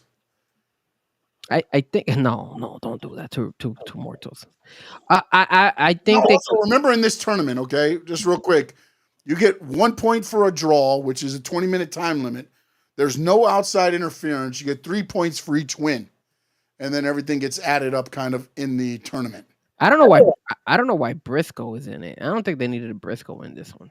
Briscoe's the Ring of Honor champion. He's not. Not, oh, that's true. That's true. You're right. You're right. I forgot about that. But still, wasn't he always continuously on the whole Ring of Honor? Like, so he's not wrestling. I don't watch Ring of Honor as much anymore. Is he still wrestling in the Ring of Honor, or he's been basically the conglomeration? He's been doing the word of the day, Phantomonious and Exaggeration and everything else, and this and that. And I did the one thing I did like that somebody said and pointed out, and I didn't even think about it when they came out. They said AEW missed an opportunity by not putting Shelton Benjamin. That was the guy. That's what I was thinking. League, because he was the gold standard in WWE. That's who I was leaning towards. I was gonna mention. I was like, they should have put in Sean Benjamin in there instead of. He's in the blue league. He's in the blue league. Benjamin's he is in the blue league. Yeah, but they missed the opportunity. Instead of putting in the gold league as the gold standard. That's true. You know what I'm saying? So that I liked when somebody said that. I was like, I wasn't even thinking that far, and I was like, oh shit, that's true. That is funny. But remember, AEW always wants to be different, so. Yeah, so didn't have him there. Anybody missing? Oh, damn! I was thinking about Sean Benjamin, but he is on there. So I'm trying to think. Anybody else? Well, you got the whole story, Jay White and Christian Cage, Moxley. So you can't add those guys in there. Orange Cassidy, I guess he doesn't make any sense because he just got his ass kicked. The Acclaim guys, since they're kind of splitting, I guess you could have. You know what? That would have been funny if they would have put in the Acclaim guys in here. That would have been pretty cool because they're trying to do that angle where it looks like they're gonna split them. They could have put in the Acclaim guys in one of these, but I guess they got everybody. I guess they. I mean, it's pretty stacked. I'm not gonna lie. Yeah, it's so odd to me. And you know what? I'm looking at the things and like, man, I really am very interested in this. And then Okada gets put in there because I guess now the winner of this ends up becoming the Continental Champion. At least is what is being explained to me. No, I haven't heard anything from AEW on how this works, but apparently every year they're going to crown the champ. Because to me, I felt Okada should be the reward for winning the tournament. Okay, hold on. So I'm shot at the Continental Championship, but apparently if you win the tournament, you get the Continental Championship. Big Bill is a good one that no doubt mentioned. This is what it says on the rules on AEW's website. It says the Continental Classic is a round robin style tournament consisting of 2 leagues, blue and gold, with 6 competitors each. Each entrant will compete in 5 individual matches, vying to become the top points earner in their league. The tournament winner will be crowned at AEW Worlds and taking place December 28th on pay-per-view. So we're gonna see one of these winners. The final is gonna be at Orlando. Yeah, you're gonna see the winner of the Blue League take on the winner of the Gold League. And here's the interesting thing. It's pretty cool. That I feel like we're gonna get a rematch of Kyle Fletcher, Will Ospreay. No, goddamn it. Why? Why would you do that? No, you can't do that. You can't do Kyle Fletcher and Will Ospreay because Kyle Fletcher. Oh, they are in the different. Yes, yeah, you're right. They are in the. I feel like Claudio's going to make sure Darby doesn't make it, and Darby's going to make sure Claudio doesn't make it. So I feel like those two will eliminate each other. Why do they have Darby in here? Isn't he? That's what I don't like. Again, that's the one thing where there's some like why Daniel Garcia just won the TNT title. Yeah, why is he on there too? Why is he in here? You know what I'm saying? See, you're missing on those guys. Like adding some and giving some, some push to other guys. Those guys don't need push. That Darby Allin, he's still going with the Moxley thing, and like you said, Danny's a champion. So why it makes no sense, bro. Yeah, I feel like in a way it could have been like you said, throwing one of the tag team guys of throwing Max Caster or something, since he says he's the best wrestler in the world or whatever. If you put him in there, then you see that. And so, well, are any of these guys? And again, I don't have the list of last year's. Are any of these guys in last year's Continental? Is that why? Garcia. Danny Garcia's in. Danny Garcia last year only won one match. The final match, he beat Brody King. So Also, Brody Brody is last in there year too. as well. And wasn't Claudio Castagnoli also in it last year? I want to say he was, but I'm not 100% sure. I did not go back through and actually check that. I like Big Bill. I think Big Bill would be nice. Big Bill would have been cool to have in there because he would have been different. But see, like to me, these are the ones like your Kyle O'Reillys, You could have put in Kyle O'Reilly. Roderick Strong, like even Matt Taven or Bennett, one of the two. You know, you could have guys that you normally only see in tag teams here. Because to me, also, look, I feel like Kyle Fletcher just was a made man from the pay-per-view. Now you're gonna put him into this, and when Kyle Fletcher versus Okada, who wins that? Will Ospreay just put over Kyle Fletcher. Yeah. You know what I'm saying? Like I feel like you're setting yourselves up for like you just have this guy at the top of the world. And to me, he should run through the Blue League. You should have set it up for Kyle Fletcher to just run through the Blue League. After what he did to Will Ospreay, he runs through the Blue League. To me. All right. So check this out. Last year's Continental Classic, the gold was John Moxley, Swerve Strickland, Roosh, Mark Briscoe, Jay Lethal, and Jay White. And obviously Moxley won that one. Yep. And then on the blue side, it was Brian Danielson, Brody King, Andrade El Idolo, who's no longer in AEW, Claudio Castagnoli, Danny Garcia, and Eddie Kingston. And then obviously and then Eddie won the tournament. No, Brian Danielson won it. Brian Danielson won. Didn't Eddie Kingston win the tournament? I thought Brian Danielson won it. No. It wasn't because it was the first Continental. That's when he had the ROH title. He had all the titles, and he was like, if I lose, then I lose everything. And they went to the pay-per-view, and Eddie Kingston beat John Moxley. Okay. Well, I guess it was. I don't remember. It was, my memory sucks. I guess so. I'm going to put in winner Continental Classic. I thought it was Brian Danielson who won that. Or John Moxley? Was it Eddie Kingston who won it? He did have like a ton of titles. See, that's the problem when you have too many titles. You can't keep count of what matches he has. Ospreay versus Ricochet is going to be lit. That is going to be a good one, man. And the other... I've seen that, you know what I'm saying? And then also, the other thing that's going to kind of thing is, it's only 20-minute time limits. So I think with this one, you're going to get a lot of draws. So people get 1 point, 1 point, 1 point. You know what I'm saying? Like, Eddie Kingston also put his Ring of Honor World Championship in the New Japan Strong Open on the line in the tournament, won the tournament by defeating John Moxley in the final, and was crowned the first ever AEW Continental Champion. There you go. See, I knew Moxley was in it as well. I don't know. For some reason, I thought Brian Danielson. No, because that was when that Kingston run was going on with them, with the titles, all the titles he had. That's a good point. And the other thing that kind of sucks about this tournament that you're missing out on a lot of these good matches that can be used in a pay-per-view. Like, who wouldn't want to see Okada versus Danny Garcia in a pay-per-view? That would have been cool to watch that. Like Sheldon Benjamin versus Okada. Those are potential freaking matches that you could use on pay-per-view. Yeah, and you get 20 minutes on Dynamite. Yeah. Although in the Gold League, it's a lot of ones we've seen, right? Will Ospreay, Ricochet, Darby Allin, Brody King, Darby Allin, Claudio. Claudio's taken on Ricochet 100 times in WWE. So Ricochet is kind of the only one that's because he's new. I just feel like in this tournament, this one, I feel like you're going to get a lot of the draws, and then somebody will sneak a win in here and there. But Darby Allin versus Ricochet, or Darby Allin versus Will Ospreay, those are pretty cool matches. Oh no, those are going to be great matches. Brody is going to be awesome because he throws him around like a stuffed animal all the time.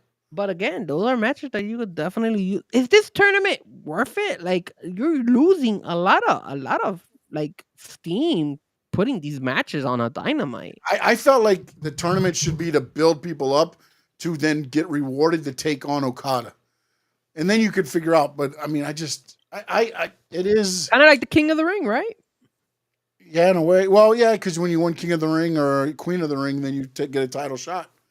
And this is a Continental Classic, so the tournament, you'd still have all the things. And then you could still have some good, setups. And then the winner versus Okada at World's End. Yeah. I just feel like they're losing a little bit of steam when putting these matches on Dynamite, and then you expect these guys to wrestle on a pay-per-view, and the people are gonna love it. Dynamite, I don't think either. And some of them are gonna be in Collision, I bet, and Rampage. It's got to be done in less than a month. That's why you have all these guys take on each other in less than a month. Jeez, a little over a month. I'm sorry, it's the 26th. So by December 28th, you have to have. So it's gonna be on Collision too. It's gonna be Dynamite and Collision. Yeah.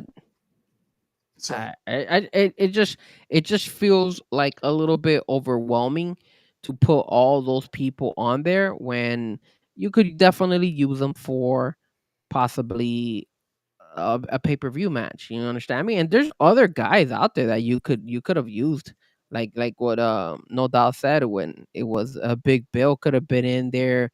You could have used Brian Keefe. He's another one as well who kind of rolls with them. You could have added the young kid that hangs with Christian all the time. The what's his name? Nick Wayne. You could have added Nick Wayne on there. You could have added Shibata in there. There's a play Johnny TV. You could have added on there. You don't need to go ham, and that's where I agree with you 100%. Like, why is it so stacked?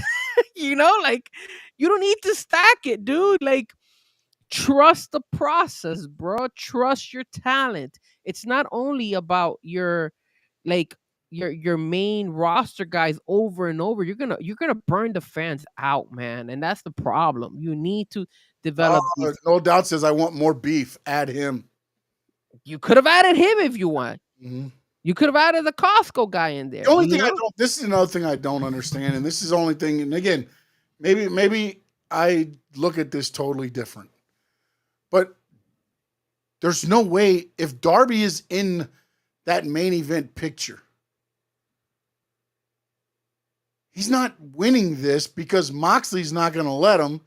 Claudio's in his same league. So ultimately, that kind of like those two are going to cross each other out. I almost feel like you'd have been better off putting them in separate to where you could build up to where they maybe met in the finals or you think they're going to meet in the finals. But when I look at this, I look at Ospreay versus Fletcher, Okada versus Ospreay. You know who they really missed the boat on? But I don't see anybody else in the gold that I go. I mean, Ricochet, if he gets by Will Ospreay, I guess, if they want to do it that way. You could do Darby Allin, but then I think if Darby Allin just ran his car through Moxley's truck, there's no way I'm letting this mofo make it in this tournament. You know who should have replaced Darby Allin on the gold side? Maybe Darby's going to be injured because of the car accident and they'll have to replace him. No, because after he did the car accident, he was like breaking the window and all that stuff on top of the damn thing. You want to know who they missed out on? And No Doubt is going to agree with me. Our boy Hologram, because there's news that he's ready to come back, baby, off of his injury. They should have put a Hologram in the gold. Yeah, that would have been nice to see. But then they couldn't keep the Goldberg streak going. Unless you have him run through everybody in this tournament. Didn't he lose to Mortos in a couple in that match? He lost the count. He got pinned to one. He got pinned to one fall, but it wasn't the match. He got pinned one fall. Yeah, but he won overall. So Hologram. Did you see Harley Graham? No. What? No. Harley Cameron bought a mask and she said, "I am the female version of Hologram. I am Harley Graham." That's funny. You gotta watch it. It's great, man. It's great. She's doing great stuff, man. She's kind of on that Chelsea Green vibe, right? In a way, yeah. And also kind of like the Toni Storm, the Mariah May, Mina Shirakawa. I didn't even discuss when we were talking about the pay-per-view. That was interesting.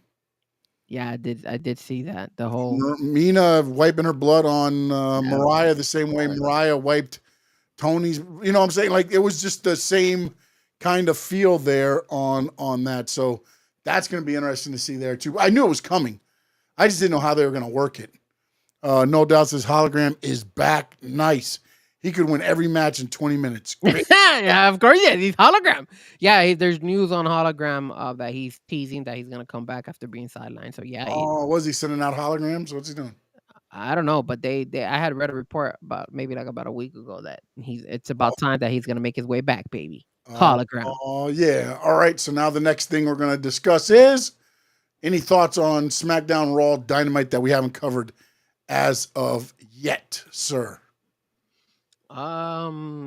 Just the whole Netflix situation. That I guess that big card that they're doing. Have they announced any matches for that Netflix already? I don't think so. I think they just announced who's going to be like on it. I don't think they've said like any matches for it yet. Are you excited? They did do the Saturday night main event matches, which is going to have Cody against KO. Are you excited about that Netflix like world premiere? I guess kind of like what NXT did when they moved to the CW. Are you excited about it? They do it big every time. It's a the New Day too. It's the thing. Yeah, the New Day. That's going to be interesting to see how that plays out next week.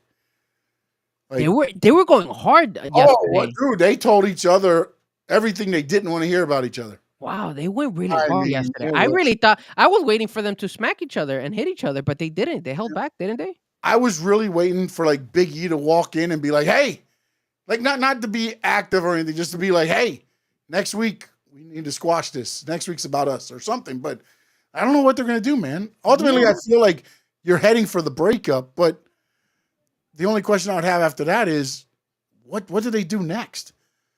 Well, that's kind of the same word. I mean, Kofi. Ultimately, I think Kofi would put Xavier over. So since Xavier will be around, longer. But I the problem with me is I hold out hope that when they do that, we hear, "Oh yeah," you know what I'm saying? I want Big E to like they're about to go to fisticuffs. And they're holding each other, about to swing on each other. And then you hear Big E talk, man. Dude, I am so holding out for that, man. I mean, that would be interesting if they officially break them up because look at Chase U. They just broke up. So I want to. They get disbanded.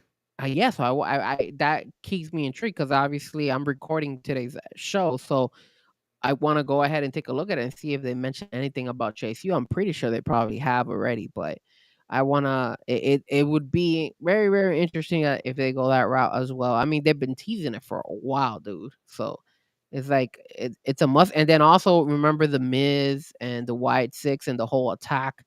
Nikki Cross attacking and says, "Everybody, what was it written? Everybody has what was written on the glass? Everybody has something to hide or something like that. Yeah, something like that. So that was pretty creative."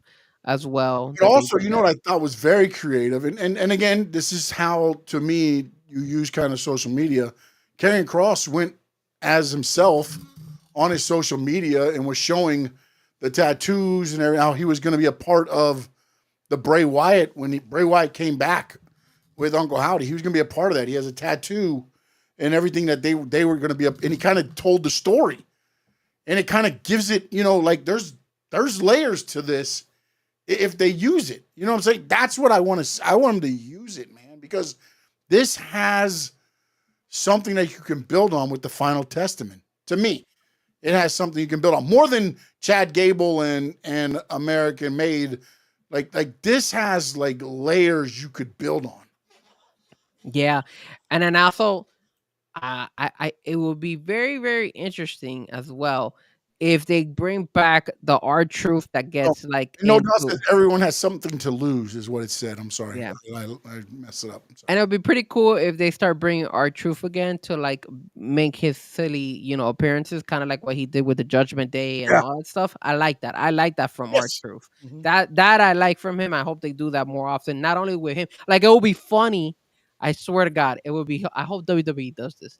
That the Wyatt Six come out. And then all of a sudden, R-Truth comes out with them, like with a mask or something. And then walking out with the little goat mask, like they used to have. Remember the mask they had at the beginning? Good. The mask they had at the beginning when they all used to walk out. I think it was a little sheep mask or something, right? When it was Harper, Rowan, and Strowman. They had that little like sheep mask type thing that they wore. That'd be great for him to have. Like he comes out and he'd be like, yeah, no, 100%. And he doesn't have to even do it with the white six. It could be like after he's done, or even for Halloween or something, like next year's Halloween or something. They could be creative with it and do something like that. So I hope they continue to do that because that's where R-Truth kind of like what he did with the Judgment Day, where he went and he said, "Yo, you're not even invited to Thanksgiving." I that's cool. I like that. That's why we have no family. Thanksgiving's off. Yeah, exactly. So it's like it's so cool. I like that. So that was creative on that side. And when it comes to the Dynamite side, I mean, straightforward. I thought that Dynamite was a really good show leading up to their pay-per-view. So there were some people saying it wasn't that. I thought it was good, man. Again, I liked it. It was I good. watched it a little different than others, and I get it. Everybody has their own way of. I thought it was a great go home show. It solidified a lot of the topics that you needed. I'm sorry, I just saw Shawn Michaels start pushing people on NXT, so I apologize. It caught me in the corner of my eye there. I'm not sure what's going on. Oh, jeez. Is he pushing Bret Hart? No, he pushed Eddie Thorpe. Oh, okay. I'm not sure. Oh, he's upset, man. He is up. What happened? We kind of could see it on the side of your camera there. Yeah. All right, well, if you could see it, Booker T's like, Shawn Michaels looks mad. Booker T. 5 times, mad. All right, it's time for everybody's favorite part of the show.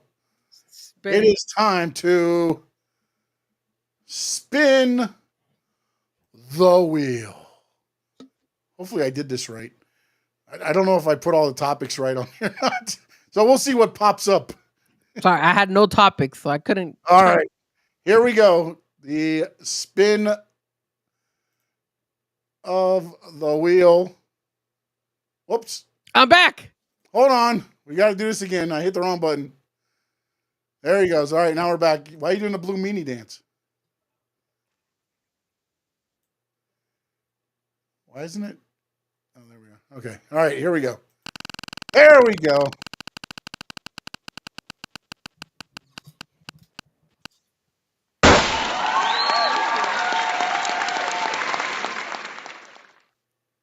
All right, Frankie Fresco. Adam Copeland supposedly has been cleared. What would you like to see next for Adam Copeland and his return to All Elite Wrestling? Well, he better be at World's End, baby. And that's all I got to say, because that would be amazing. I can't wait to see him. He better be at World's End. They better surprise him. But I don't think they should bring him right back. They should bring him back at World's End. That's what they need to do. Now, to go up against who? Who was he fighting when he got injured? I know it was in that cage and he was throwing himself and all that stuff. Was he fighting Jay White? I think he was fighting Jay White. Is that Jay White in there? Was that Jay White who he got injured? Remind me of the chat board. I think it was Jay White. I remember it was in the cage because that's when he threw himself, and then he landed pretty awkwardly. But if it is Jay White or whoever he was facing that day, I'm assuming that would probably be the person that he would probably have to go up against, or at least want to bring some feud to start it up.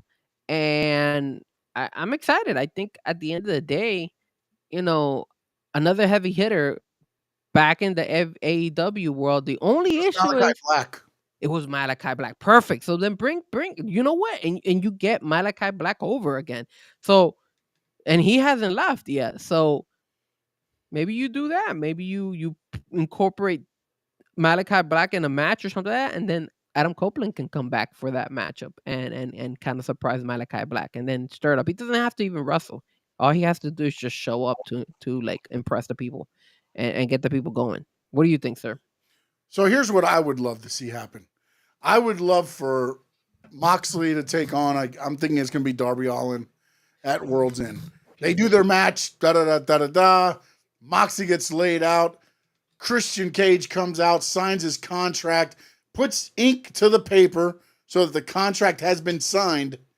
He turns around, spear from Adam Copeland, and Adam Copeland cost Christian Cage his contract title, and then they can start moving forward with that feud, and then that's been done. But didn't they already had a feud, man? Like, how many times do we want to see Edge or no, Adam but Copeland? it's been always one-sided where Christian has cost Edge. Well, no, I guess they finished it. I mean, remember they had that Yes, fight where they were wearing the hockey jerseys and yeah, all when that he got the stuff? title there, I guess. Yeah, but I would love to see him come back and return and just freaking. I kind of burst your bubble with that one when I You said did, you did, but I still want him to. I want to. Every time Christian Cage goes to do something good, I want Adam Copeland to be there to piss on his cornflakes. I got one. Adam Copeland comes Why back. is Eric Bischoff on NXT? Oh Lord. Adam Copeland comes back and faces the Nueve. Oh God, no, Nueve. no, man. 9, sir. 9. Nueve needs the Nueve on out. Nueve versus Adam Copeland. There you go. All right, topic number 2. Let's see what happens here. Hit the right button, Sean. There you go. Spinning the wheel, and it is going to land on the same thing, isn't it? Taking over the pressure. And this is more just the Hurt Syndicate talking to Hurt Syndicate and what they've done so far in AEW. Frankie, look, man, I loved the Hurt Business when it was in WWE. I thought they could have done so much more with it. And look, man, I am very happy with what has happened so far in the run so far with what they're doing in AEW. I feel like Bobby Lashley was brought in very well for they did the squash match on Dynamite. Then I know Swerve laid him out with a chain and everything. But again, he laid him out with a chain. You know what I'm saying? Like, it's not like he just went in there and did all the stuff. And then at the end of it all, he still ends up, putting on the Hurt Lock, and they leave Nana and him laying, and just they're looking like the badasses. Yes, Shelton Benjamin's taking some losses, but you're keeping that monster a monster. That's what Shelton Benjamin is kind of there for, right? To me, like when you look at Chris Jericho and them, I feel like Big Bill, like Brian Keith would be the guy that Shelton Benjamin is.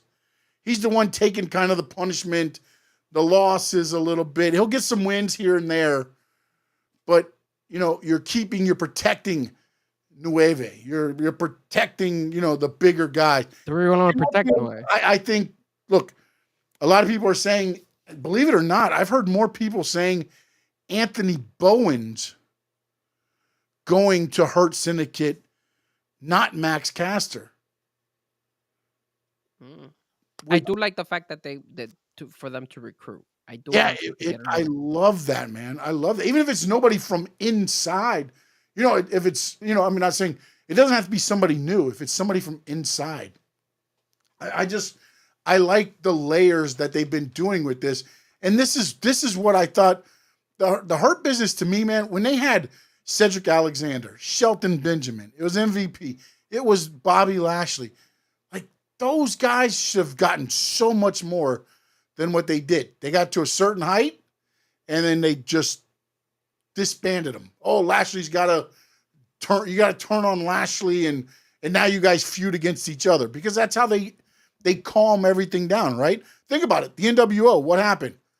Hall and Nash turn on Hogan because we're bringing back, Hulk Hogan, not Hollywood Hogan, and now that's how he tore down NWO. From within, that's what he does on these things. That's what Vince did on all of that stuff. And I just felt like they deserve so much more, and I'm glad they're getting it. And I'm interested to see how this grows. And the fact that they said they were supposed to do what they did at this presser, at the last presser, but they delayed Bobby Lashley debuting, so they didn't want to ruin it. So then they let him do it at this presser, and it just, they took over, man. I like what they're doing and how they're portraying the Hurt Syndicate. Yeah, man, I agree with you. I think at the end of the day, they did a pretty good job. The only thing I wasn't too fond of when it comes to the Hurt Syndicate is I think they kind of missed the mark by rushing Bobby Lashley to fight against Swerve. I thought that was they could have done Shelton Benjamin first, and then kind of like push Bobby Lashley and stuff, or they could have introduced Bobby Lashley to the AEW world in this last pay-per-view instead of having him wrestle against Swerve. But again, it's not here or there. It's either or. They did a pretty good job, and yeah, man, I'm excited to see where they go. As far as the Hurt Syndicate, because like you said, when they were in WWE as the Hurt Business, a lot of us were very very excited, and we thought it was going to be that they were going to carry that group for a while, and some way somehow they just went ahead and just like got rid of it. Pissed it So away. yeah, Pissed it away, man. So I hope that is definitely something to go there. And then the one thing new is that we talk about this a lot and everything is though that the Shelton swerve happened on Dynamite. Because that was the phone call that brought Bobby Lashley into AEW. So, however you look at it, if however you want to do it, that's what they did. And so can't fault anything. I just like the way right now they're portraying him and the fact that they're making Bobby Lashley the monster. All right, it is now time for, and watch this magic trick. You see that miscellaneous thoughts? It is gone. It is now the WWE War Game Picks. I like it. Yes, sir. Yes, sir. All right, Frankie Fresco. Right now, apparently, I've got a 2-game lead on you. 4 wins to 6. Yeah, 4 to 6. 4 to 6. 4 to 6. So Sean, 4 to 6. Oh boy, here we go. Here we go. You want to go first? You want me to go first on the first match? Let's go with you first. How about that? All right. It is the U.S. Heavyweight Championship, LA Knight against Shinsuke Nakamura. And this is very interesting because do you have Shinsuke take a loss? His first match back to LA Knight, which isn't a bad thing. But if you're pushing him this way, I almost feel like this is going to end up as a no contest. Like Shinsuke is going to because I think didn't he blow mist or he's got mist now, right? Yes. So I wonder if that's what they're going to do in this one. Like he missed him in the face and there's no winner. It's a disqualification or something. Because my problem is this. I don't see LA Knight dropping the belt, but I also don't see them letting him beat Shinsuke clean. And I don't know what the other way would be for how LA Knight, I guess what he could do is a quick roll up out of something Shinsuke is going to do, and he quick catches him for a pin. Man. I'll say LA Knight retains his title. I don't know how. I don't know if he wins it or it's disqualification, but LA Knight will leave the U.S. champion. Okay. LA Knight, he's had a run, and obviously Shinsuke, it was nice to see him. I think the way this is I think LA Knight wins, but the reason LA Knight wins is I feel that maybe either Carmelo Hayes or Andrade, either one of those guys gets involved again in some way, somehow. That's the only way, because I don't think Shinsuke deserves to lose just a clean loss like that. I think something needs to get involved in order for not to hurt Shinsuke, since, like what you said, he just came back. But I still have LA Knight. I don't see Shinsuke winning this one. I feel that they're going to prolong it. And then Shinsuke is going to be kind of like scaring and intimidating LA Knight like what he's been doing recently. And they're going to keep going with that. And then eventually Shinsuke will beat LA Knight. But for now, I go with LA Knight. I think we're kind of on the same page there. Yeah. The U.S. Championship, it is, I'm sorry, not the U.S., sorry, it is the Intercontinental, right? Braun Breaker, Sheamus, Ludwig Kaiser. Yep, for the Intercontinental. Actually, if I would have read the whole sentence, it says Intercontinental. But I kept dropping down to the U.S. Championship for some reason. I'll learn to read one of these days, buddy. I will. I will do it for you. All right, you're first this one. Okay. So this one is, you know how I've always been saying, the Intercontinental belt keeps turning hands left and right, left and right, left and right. I think this is the first time I don't see it turning. I honestly feel Ludwig Kaiser is good, and Sheamus is good. I like that they included him on there, and I think they added him because of how good they were having that matchup the week before last week. But I don't see Sheamus or Kaiser winning the belt. I say Braun Breaker retains the belt, and they'll just they'll try to push him. I think they could, and since it's a 3-way, they could still kind of like he could pin Sheamus, and then the next one you could set up is Kaiser versus him, or vice versa. If he pins out the Kaiser, then all of a sudden Sheamus can still get a rematch or with Braun Breaker. So I say Braun Breaker wins, bro. I've got two names that I think could win this match. One, of course, is Braun Breaker retaining the title. But the interesting one to me is Ludwig Kaiser. And I say that because, you had Gunther tell him, go out and do something on your own. And then that same night, he attacks Breaker and Sheamus.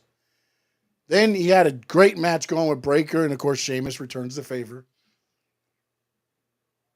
I feel like he's getting that push up, but I think I'm going to go with you. Breaker wins this one I think Sheamus gets pinned, and then it ends up being like Ludwig against Braun Breaker at some point, and then I think Kaiser ultimately might end up with the Intercontinental Championship somewhere down the line, kind of like what we're saying with Shinsuke. I feel like these are foreshadowing matches. They're not going to win the match, but it's foreshadowing to who's going to be the next champion. So you got Braun as well. Yeah, I'm going to take Braun on this one, man. These NXT girls are out of control attractive. That's because they're fatal, what are they, fatal influence? Is that Fatal what Influence is so fatal hot. influence, yeah. They're smoking. I mean, if you want to see some a very attractive women, watch NXT. Apparently, Sean Waltman will also be at NXT next week. So they're piling up the matches, the names next week. Gunther, the heavyweight champion, takes on Damian Priest, the street thug or whatever he's going by now, for the World Heavyweight Championship. I would love to say Damian gets it, but I honestly feel like Judgment Day, Finn is going to get back in this somehow. I feel like what the line he said yesterday, he's like, because of you, Damian has a shot at the heavyweight title. I'll have to handle it myself. It feels like that it's going to roll back to there. I think Gunther keeps his title. I have to agree with you as well.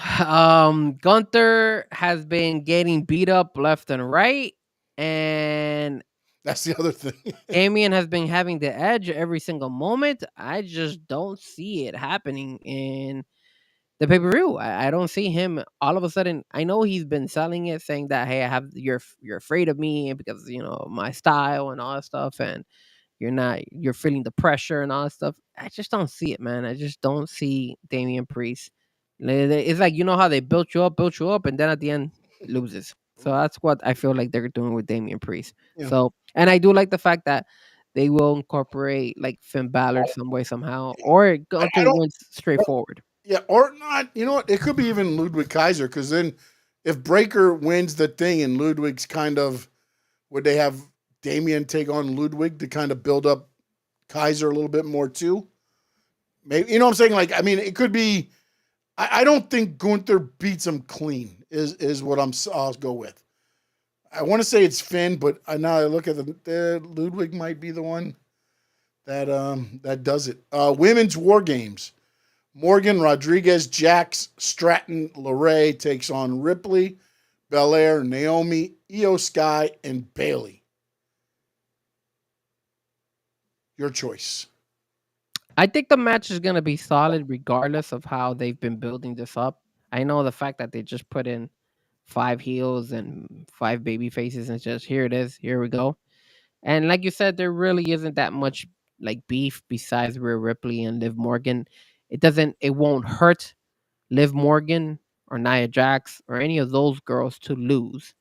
And it doesn't hurt Rhea Ripley or any of those girls to lose either, in my opinion, because again, there's just anybody could get pinned as long as you don't have Rhea pinning Liv Morgan, which I don't see that happening, or Liv pinning Rhea Ripley, because that's the only feud we really have in War Games when it comes to the women's side.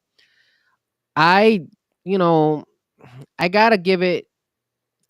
I'm gonna give it to Rhea Ripley's team. I feel like Rhea Ripley's team is gonna deliver. She has that black mask now, so she's looking kind of like a badass, like a Dark Knight type of vibe. So I'm gonna go with her. I say Rhea Ripley's side wins. I think the opposite. I think Liv Morgan's side wins because I think Rhea Ripley's going to be blind to go straight after Liv Morgan and just tear her apart. That it leaves open other parts of the team to get taken apart. And I think Liv Morgan's team will end up somehow walking out of War Games, and Rhea Ripley will not get what she wants, which will lead to a more singles match of Rhea versus Liv, maybe in a cage or somehow where it's just one-on-one. So I'm going with Liv. OG Bloodline against the new Bloodline. And the OG Bloodline consists of Roman Reigns, CM Punk, Jimmy and Jey Uso, and Sami Zayn. The new Bloodline consists of Solo, Jacob Fatu, Tama Tonga, Tonga Loa, and Bronson Reed. Man, I feel like this is tough for me because I feel like if you beat the new Bloodline, it's done. You know what I'm saying? Like, I feel like... Unless people get involved. Yeah, but that's also why I said, like, I feel like, you know what might happen? I think Tonga Loa gets pinned, and then he gets thrown out of the Bloodline. Out of the new Bloodline. Why are you saying him? Because Tama Tonga does more than he does. Jacob Fatu's not going to. I mean, it's just like I'm torn in this one, man. Honestly, I'm torn in this one because I feel like the OG Bloodline wins for sentimental stake, but then I could see, as you said, do they pull the strings and CM Punk ends up and Paul Heyman turn on Roman Reigns in the match? Do they join the new Bloodline? Do they stay on their own? Like, there's so many ways that this could go. But I feel like if CM Punk turns on Roman and the OG Bloodline, but doesn't go to the new Bloodline, but he takes out Roman or Jimmy, Jay, Sammy, whatever it's going to be, then you have the new Bloodline stay where it needs to be. But then again, maybe this is a new chapter. Maybe they take out the Bloodline and now Paul Heyman becomes enemy number one.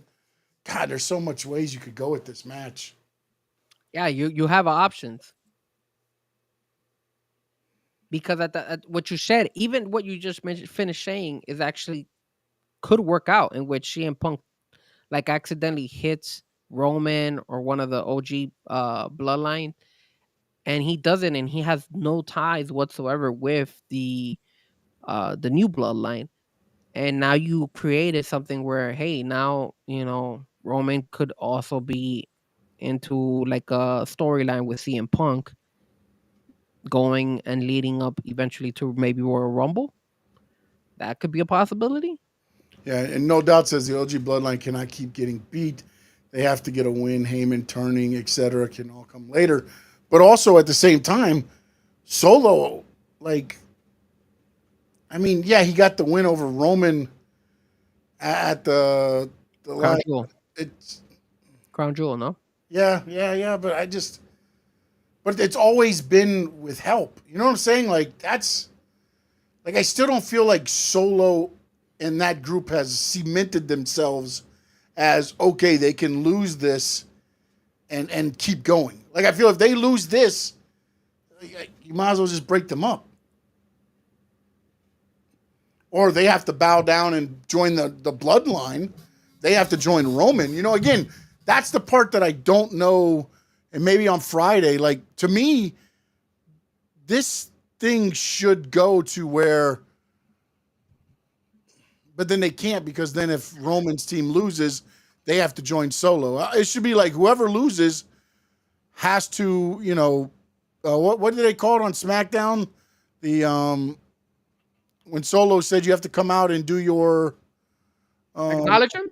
not the acknowledgement, the surrender, terms of surrender.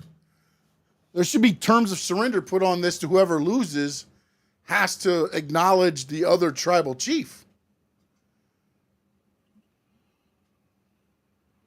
And then what would be interesting if they did that and Paul Heyman, as we discussed, does his thing. So then Roman has to acknowledge Solo. But Heyman doesn't go with them, but he makes sure Roman doesn't win. Is what I'm saying. You know what I'm saying? Like, there's just so many ways, man. But I damn, man. I've talked myself into it, buddy. New bloodline or OG bloodline? In your opinion, sir. And then you threw in the Seth Rollins thing, which I wasn't even thinking about. Because what happens if Bronson Reed, like Bronson Reed does his thing where he goes up the steps. If he goes to go up the steps and he gets hit before he even enters the cage with a foot stomp on the steps and he's laid out. Yep. That could be a possibility. And then if Bronson Reed never makes it in the cage, it's 4-on-5 the other way. Or, Seth Rollins gets involved in some way, somehow he starts feuding with CM Punk instead of Bronson Reed. And then he causes the new bloodline. I mean, the OG bloodline, sorry. The OG bloodline, the match. Or what happens if for some strange reason The Rock makes his way into this? Yeah, no, that's another thing. If The Rock finds some way about Rock is in town or something, and then all of a sudden he's in here. There are so many different ways this can go, man. Which is good. No, it is. It is. It's just I like the fact that they brought in CM Punk. I feel like the new bloodline has to be there for when the final boss does come in. He's got to have people. They can't just be the final boss against 7 guys. Mm-hmm. You know what I'm saying? And I feel like the final boss is the one pulling the new bloodline strings. So, man, but I feel like, dude, Roman Reigns, CM Punk, Jimmy and Jey Uso, and Sami Zayn, you can't lose this. Yeah, unless somebody gets involved.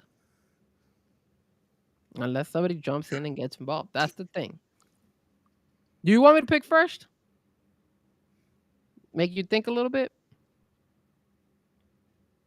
Go ahead, man. Go ahead.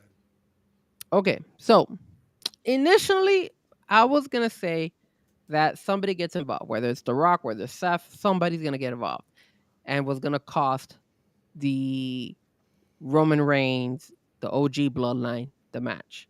I something is in me telling me if Seth gets involved and does something to CM Punk, and CM Punk is going to strike him, and then he accidentally hits either Jay, Jimmy, or Roman, and then all of a sudden, Solo or one of them capitalizes and they win.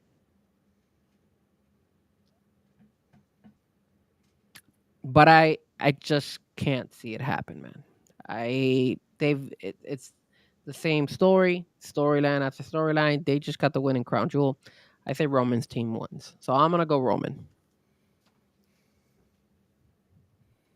See, I had the heels win the first War Games. Man. How many do we have different right now? Doesn't matter. Doesn't matter if we need to be because what we could do is we could put who's going to be the first match. So doesn't matter. No pressure. And if we want to be more creative, we could go ahead and say who gets pinned on the main event. So we could still be creative with us. All right, I'm gonna go OG bloodline with the win. Tonga Loa gets pinned. Okay, so you got Roman and then Tonga Loa. I got Roman winning. Who will get pinned? I say Bronson Reed gets pinned. Yeah, I mean, it's one of those two, right? It's Tonga Loa or Bronson Reed because it's the weakest of the bloodline or the guy that has nothing to do with the bloodline. Yeah. And again, it could be Bronson Reed because Seth gets involved. You know what I'm saying? Like, there's just so much, like... And then what do you think will be the first match? Oh, and if you want to do the live real, we could see who you think is gonna get pinned. You want to do that too for the war games for the women? That way we Yeah, I keep got it in. Naomi getting pinned in that one. Okay, so Naomi gets I pinned, got Liv winning. So and then on the women's side, all right, hold on.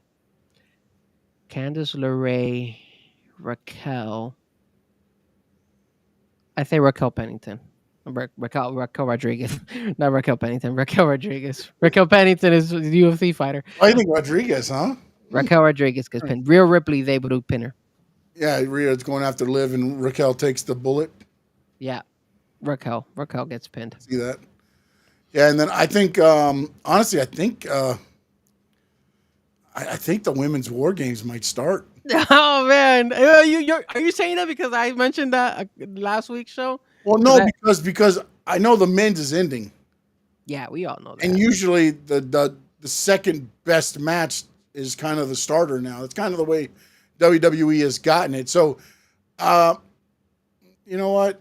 It's either that one or the Intercontinental title, or even I don't know Gunther Damian. I don't think Gunther Damian's got enough like.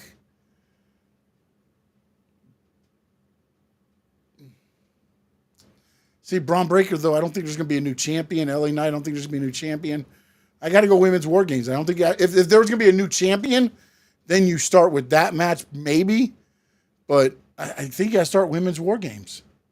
Okay, so you got women's war games as the first match. I'm gonna put here first match women war games, and for me, man, it's gonna be Damian Priest versus Gunther. It'd be interesting. Yeah, it's the heavyweight belt. Then you kind of make it like thinking Damian might win it. No, Gunther still wins it.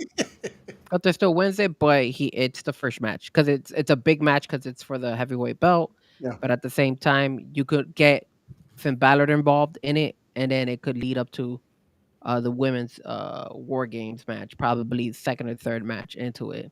I do think that there will be a match in between. I don't think they're gonna do women's and then the men. Yeah, no way. It's too much. So I think Would I think they'll do Gunther, then they'll do the women's war games, and then after that they'll do the rest of the fights, and then they'll move on to the men's at the end. So not bad. We have a lot. I think Gunther's going to be the semi-main event, actually. Could be. So check this out. So we got LA Knight winning. We got Braun winning. We got Gunther winning. We have a difference of opinion when it comes to the women. I say Rhea wins. You say Liv wins. Team Liv wins. I say Team Rhea wins. We both got Roman, but we do have different people getting pinned. I got Bronson Reed. You got Tonga Loa. And then the first match we have, you say the women's war games, and I say Gunther and Damian Priest. So we got three that are actually different. Hold on. 1, 2. Actually, we got a couple things because we got the women's war games different. The person who's pinned different. The person who's gonna get pinned for the men's, and then the first match. So we have 4 different ones that are different. All right. That's clear. No, that says if it is Bronson Reed, that is the angle to continue the feud. He isn't even in the bloodline. He is a mercenary. Yeah. Yep. Yeah, and they could turn on him too. Yeah. As soon as they pin on him, all the whole the new the old line can the bloodline, the new bloodline can start beating him up and just saying, look, you. That's also why I feel like in a way too though is think about it, if Tonga Loa gets pinned, right, and Bronson Reed they move over to SmackDown because of this. He becomes a member of the bloodline. They take out Tonga Loa because he lost the match. Well, isn't he a member already? Technically, he was already raising Bronson Reed. He was already raising his finger saying, No, that's what I'm saying. I feel like Bronson Reed's going to end up being the one to replace Tonga Loa. In a way, I just feel like he's the weak link right now. My thing is that why would you get rid of Tonga Loa? I know he's the weak link, but why out of the blue? Especially since you still want to incorporate The Rock and all them in there. I just don't. Yeah, but there's still more coming in. They just signed Lance Roy. You got Hikalelu. Yeah, but we don't know when they're coming in. Guys, so And what happens if one of them You comes do in? a third bloodline. That's too much, bro. They better not do that. Better not do that. But you know what they could do? Again, it could be like maybe they could even do like a bloodline with The Rock versus a bloodline with Roman again. And they could do that for WrestleMania day 1, and then day 2 it could be something, I don't know, Roman versus CM Punk or something. Anything like that. They could do a lot. It's crazy, but it's creative, especially since they have WrestleMania twice. And isn't SummerSlam next year? No. SummerSlam is in 2026 is when they're gonna do 2 shows, right? Yes, I believe. It's not 2025 SummerSlam 2 years. I don't think so. It's 20. Because if they do SummerSlam 2025 twice, then they need 2 big a main event for SummerSlam.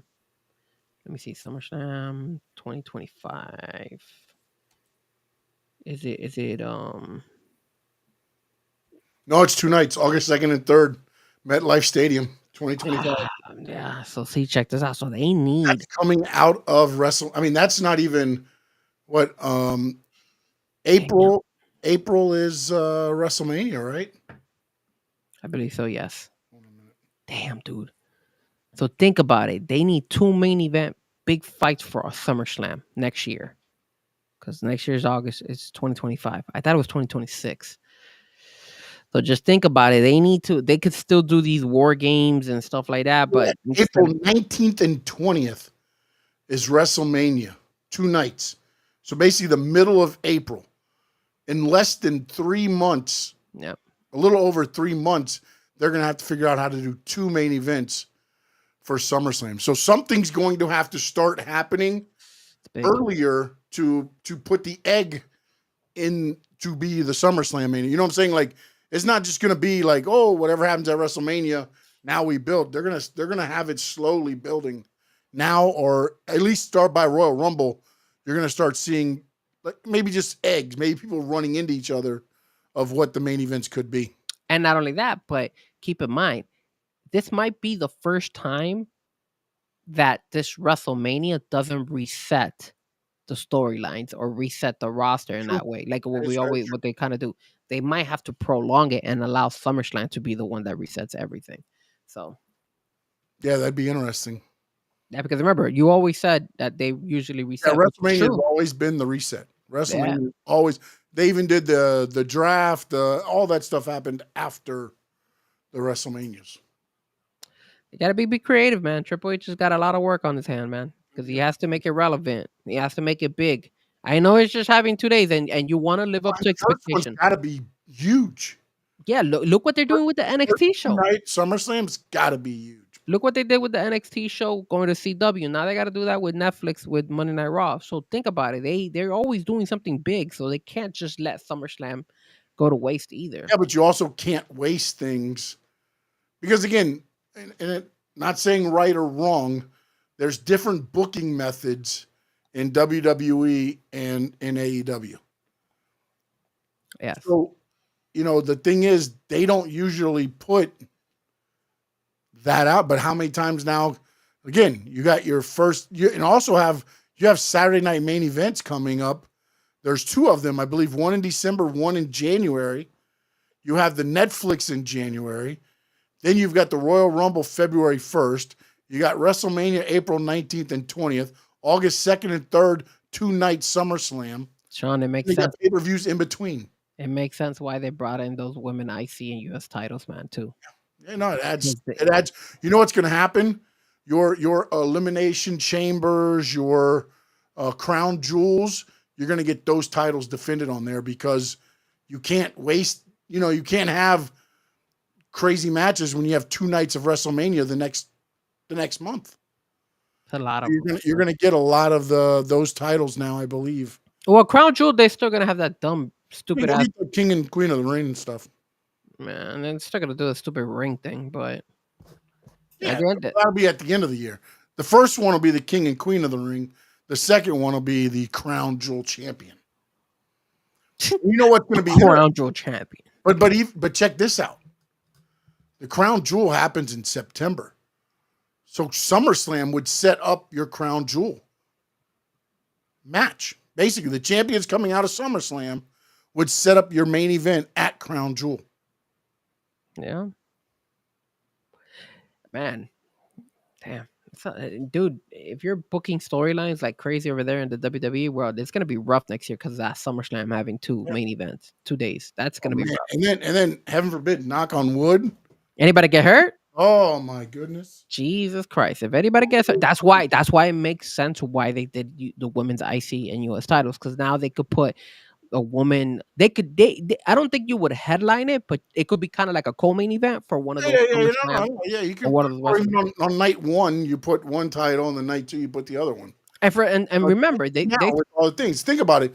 You could almost have a night of champions with the titles now, because you have the men and women, Intercontinental and US titles. So that's 4 matches. You've got 3 tag team titles, so that's 7. The 2 heavyweight titles, 8, 9, 10, 11 matches. You can have titles. And keep in mind too, we haven't seen Charlotte Flair come back. Yeah. So Charlotte Flair could be another one that comes in, especially now Jade Cargill is out because of her injury. So now Charlotte Flair comes back, and then we don't know about Becky Lynch's. Becky, you don't know about a lot of stuff. There's a lot of stuff with the NXT. Do you call anybody up?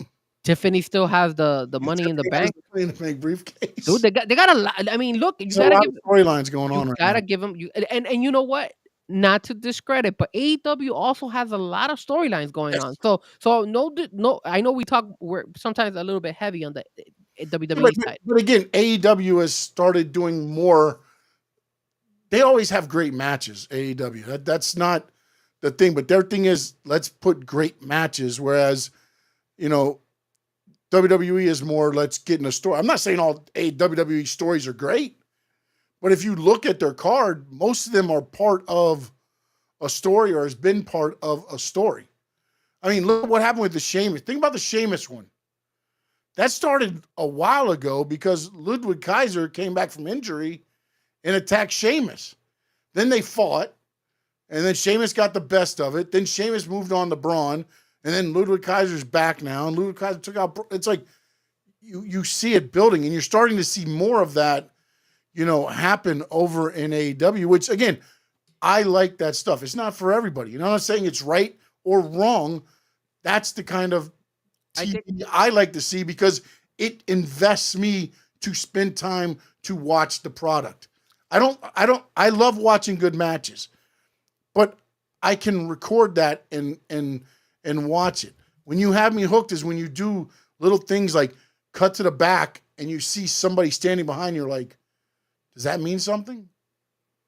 You know what I'm saying? That's what makes you watch, because you're afraid you're going to miss something. On AEW, I was not afraid I was going to miss something. Now they're getting to the point to where it's like, let's tune in, because now you getting to that point to where you're afraid you might miss something. You always knew they're going to have good matches, but I can DVR it and go to the match when I want to. Yeah, yes, but here's the only thing, and I know we're going a little bit longer, but here's the only thing that upsets me with AEW. The fact that they give a lot of great matches on Dynamite and Collision. They don't know how to use their roster as well as WWE does.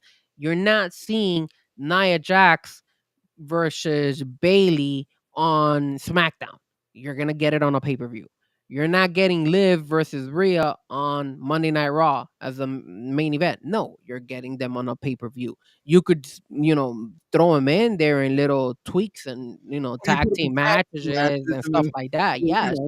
But they don't, but the AEW doesn't do that. AEW, look at the Continental thing classic, that the way there's so many great matches there. Why waste them on there? And you have a roster that you could flex and showcase more your not only your young talent, but just talent overall in general, dude. It's just that's the only thing that bothers me, because again, why do I want to see MJF versus, let's say, Will Ospreay? If I already saw him on a Monday on a Dynamite, I want to see that on a pay-per-view, not on a Dynamite. And I think if what you're saying is true, which I agree, their storylines are starting to make more sense, and now they're carrying a little bit more. The fans have to tune in order for you not to make sure you run out of what's going on. The next step for AEW, once you start getting the fans invested on the storylines, is start cutting back on making all these high profile matches on a Dynamite.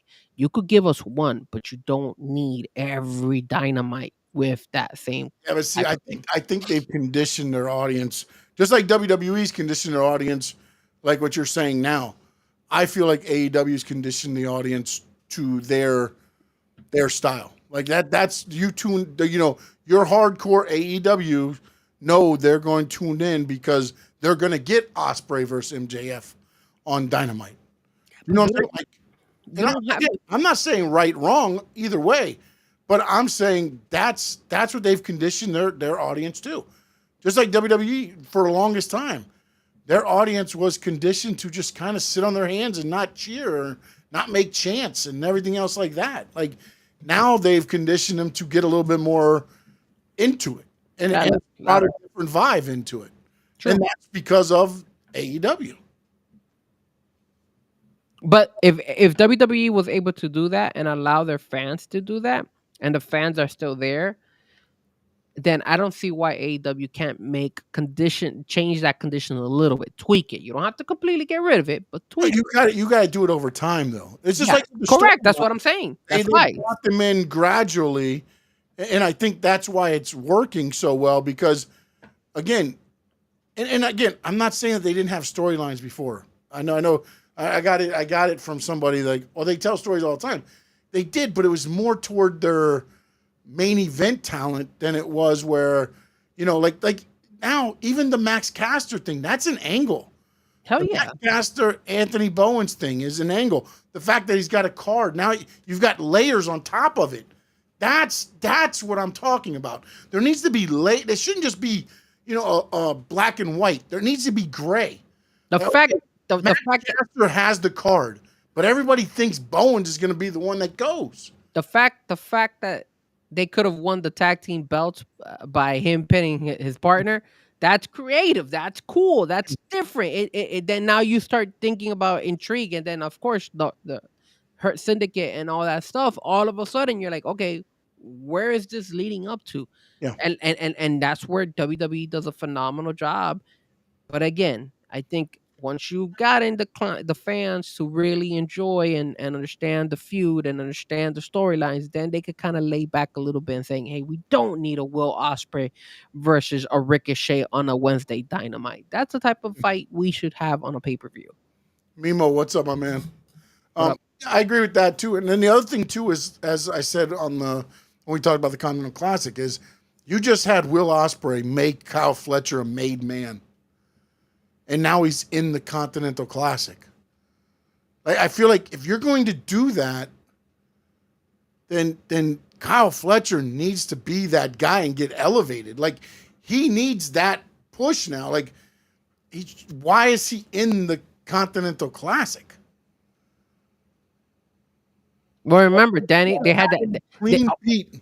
I hope that they don't stop, like what you said, because look what they had with Danny Garcia when Danny Garcia was getting big with MJF and that whole thing, and then they killed him completely. No, but remember this too. This is something that was interesting that they played out. Daddy Magic was on color commentary during the match, and this is what he said. He said, "Fellas, remember, a year ago, Daniel Garcia almost had 0 points in the Continental Classic. He beat Brody King in the last match. And since then, he's risen. He's gotten better. But the Continental Classic set him up. It started the story. And tonight he's going to finish it by winning the TNT title." And he went on to win the TNT title. And what happens? He's in the Continental Classic. That doesn't make any sense of why he's in the Continental. You know what I'm saying? Like those are the things. Like, well, I like the idea. You have just pushed it. I get that you want to have, your big names in the tournament, but you have sat there and you built these guys up. If I'm Will Ospreay, I'm like, I just put this guy over like $1 million. He better run through this bracket and beat everybody. Because I just put him over clean on a pay-per-view. and now he's in a group stage to where you look at it, and I mean, I think he's versing Shelton. He's got Shelton Benjamin. He's got Okada. He's got Mortos.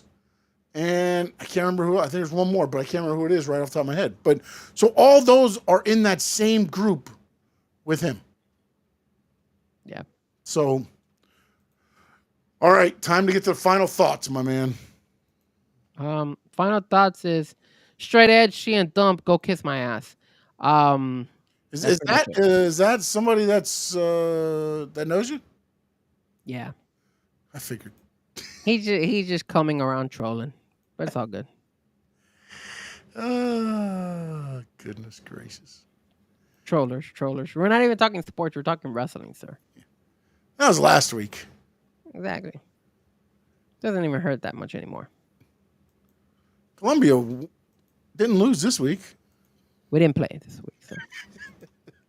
But you're right. Last thoughts on the wrestling side. Hey man, I'm excited about now the next card for AEW. I'm excited. Hopefully we get, hopefully we're able to do a show up there. It'll be pretty cool if we're able to do a show. And all you guys on the chat board, all you guys that are there continuously and watching us on Twitch, on YouTube, on X, on all these platforms. Again, I appreciate you guys tuning in and showing the support. And if we do that live show, I mean, if you guys are gonna be there in Orlando, damn, like show if you want to come by and show us love, say what's up to us and all stuff. And I mean, me. If you ever meet Sean or myself, all jokes aside, besides what we do here, we're the most humble guys out there, bro. Like me and Sean, I'm not going out there trying to create any fights or anything like that. I just love wrestling, and I think that's what gets all of us all like in tune to be, into wrestling, because we all love it. That's what we love. We all love wrestling. I'm telling you, for many years, for a couple of years, I kind of distanced myself from wrestling, but I'm so happy to be back into wrestling, watching wrestling, and being able to speak with Sean about wrestling, and having you guys on the stream and support us and join the chat board and troll us and whatever the case might be. So once again, thank you guys for following us. Make sure you hit that like, make sure you hit that subscribe, make sure you spread the love, and hopefully we'll see you next week. Yeah, and to echo on top of that, appreciate everybody that's followed along on Facebook, on our YouTube channels, Frankie Fresco or Stanley Media House. Please hit the subscribe on one, jump on over to the other, hit the subscribe on that one as well. We appreciate all your support. If you're watching us on Twitch, X, please check out the YouTube channels. And again, you can check me out, Stanley Media House on Facebook, Stanley Media House on Instagram, Stanley Media _11 on X. And of course, we're here every Tuesday night, 7 or 8 o'clock. We're around that time, depending on how the day goes. And we thank each and every one of you that spent your time with us here today. And next week, we are back, same time at 8 o'clock, right here on the Squared Circle Digest. In the words of the great Gordon Soley, Happy Thanksgiving. Oh, thank you so much, my man. Happy Thanksgiving to everybody. I give props to Memo. Memo was the one that mentioned this. I was like, oh, that's true. Happy Thanksgiving. Yes. So in the great words of official DJ Memo. See you next week, guys. Happy Thanksgiving.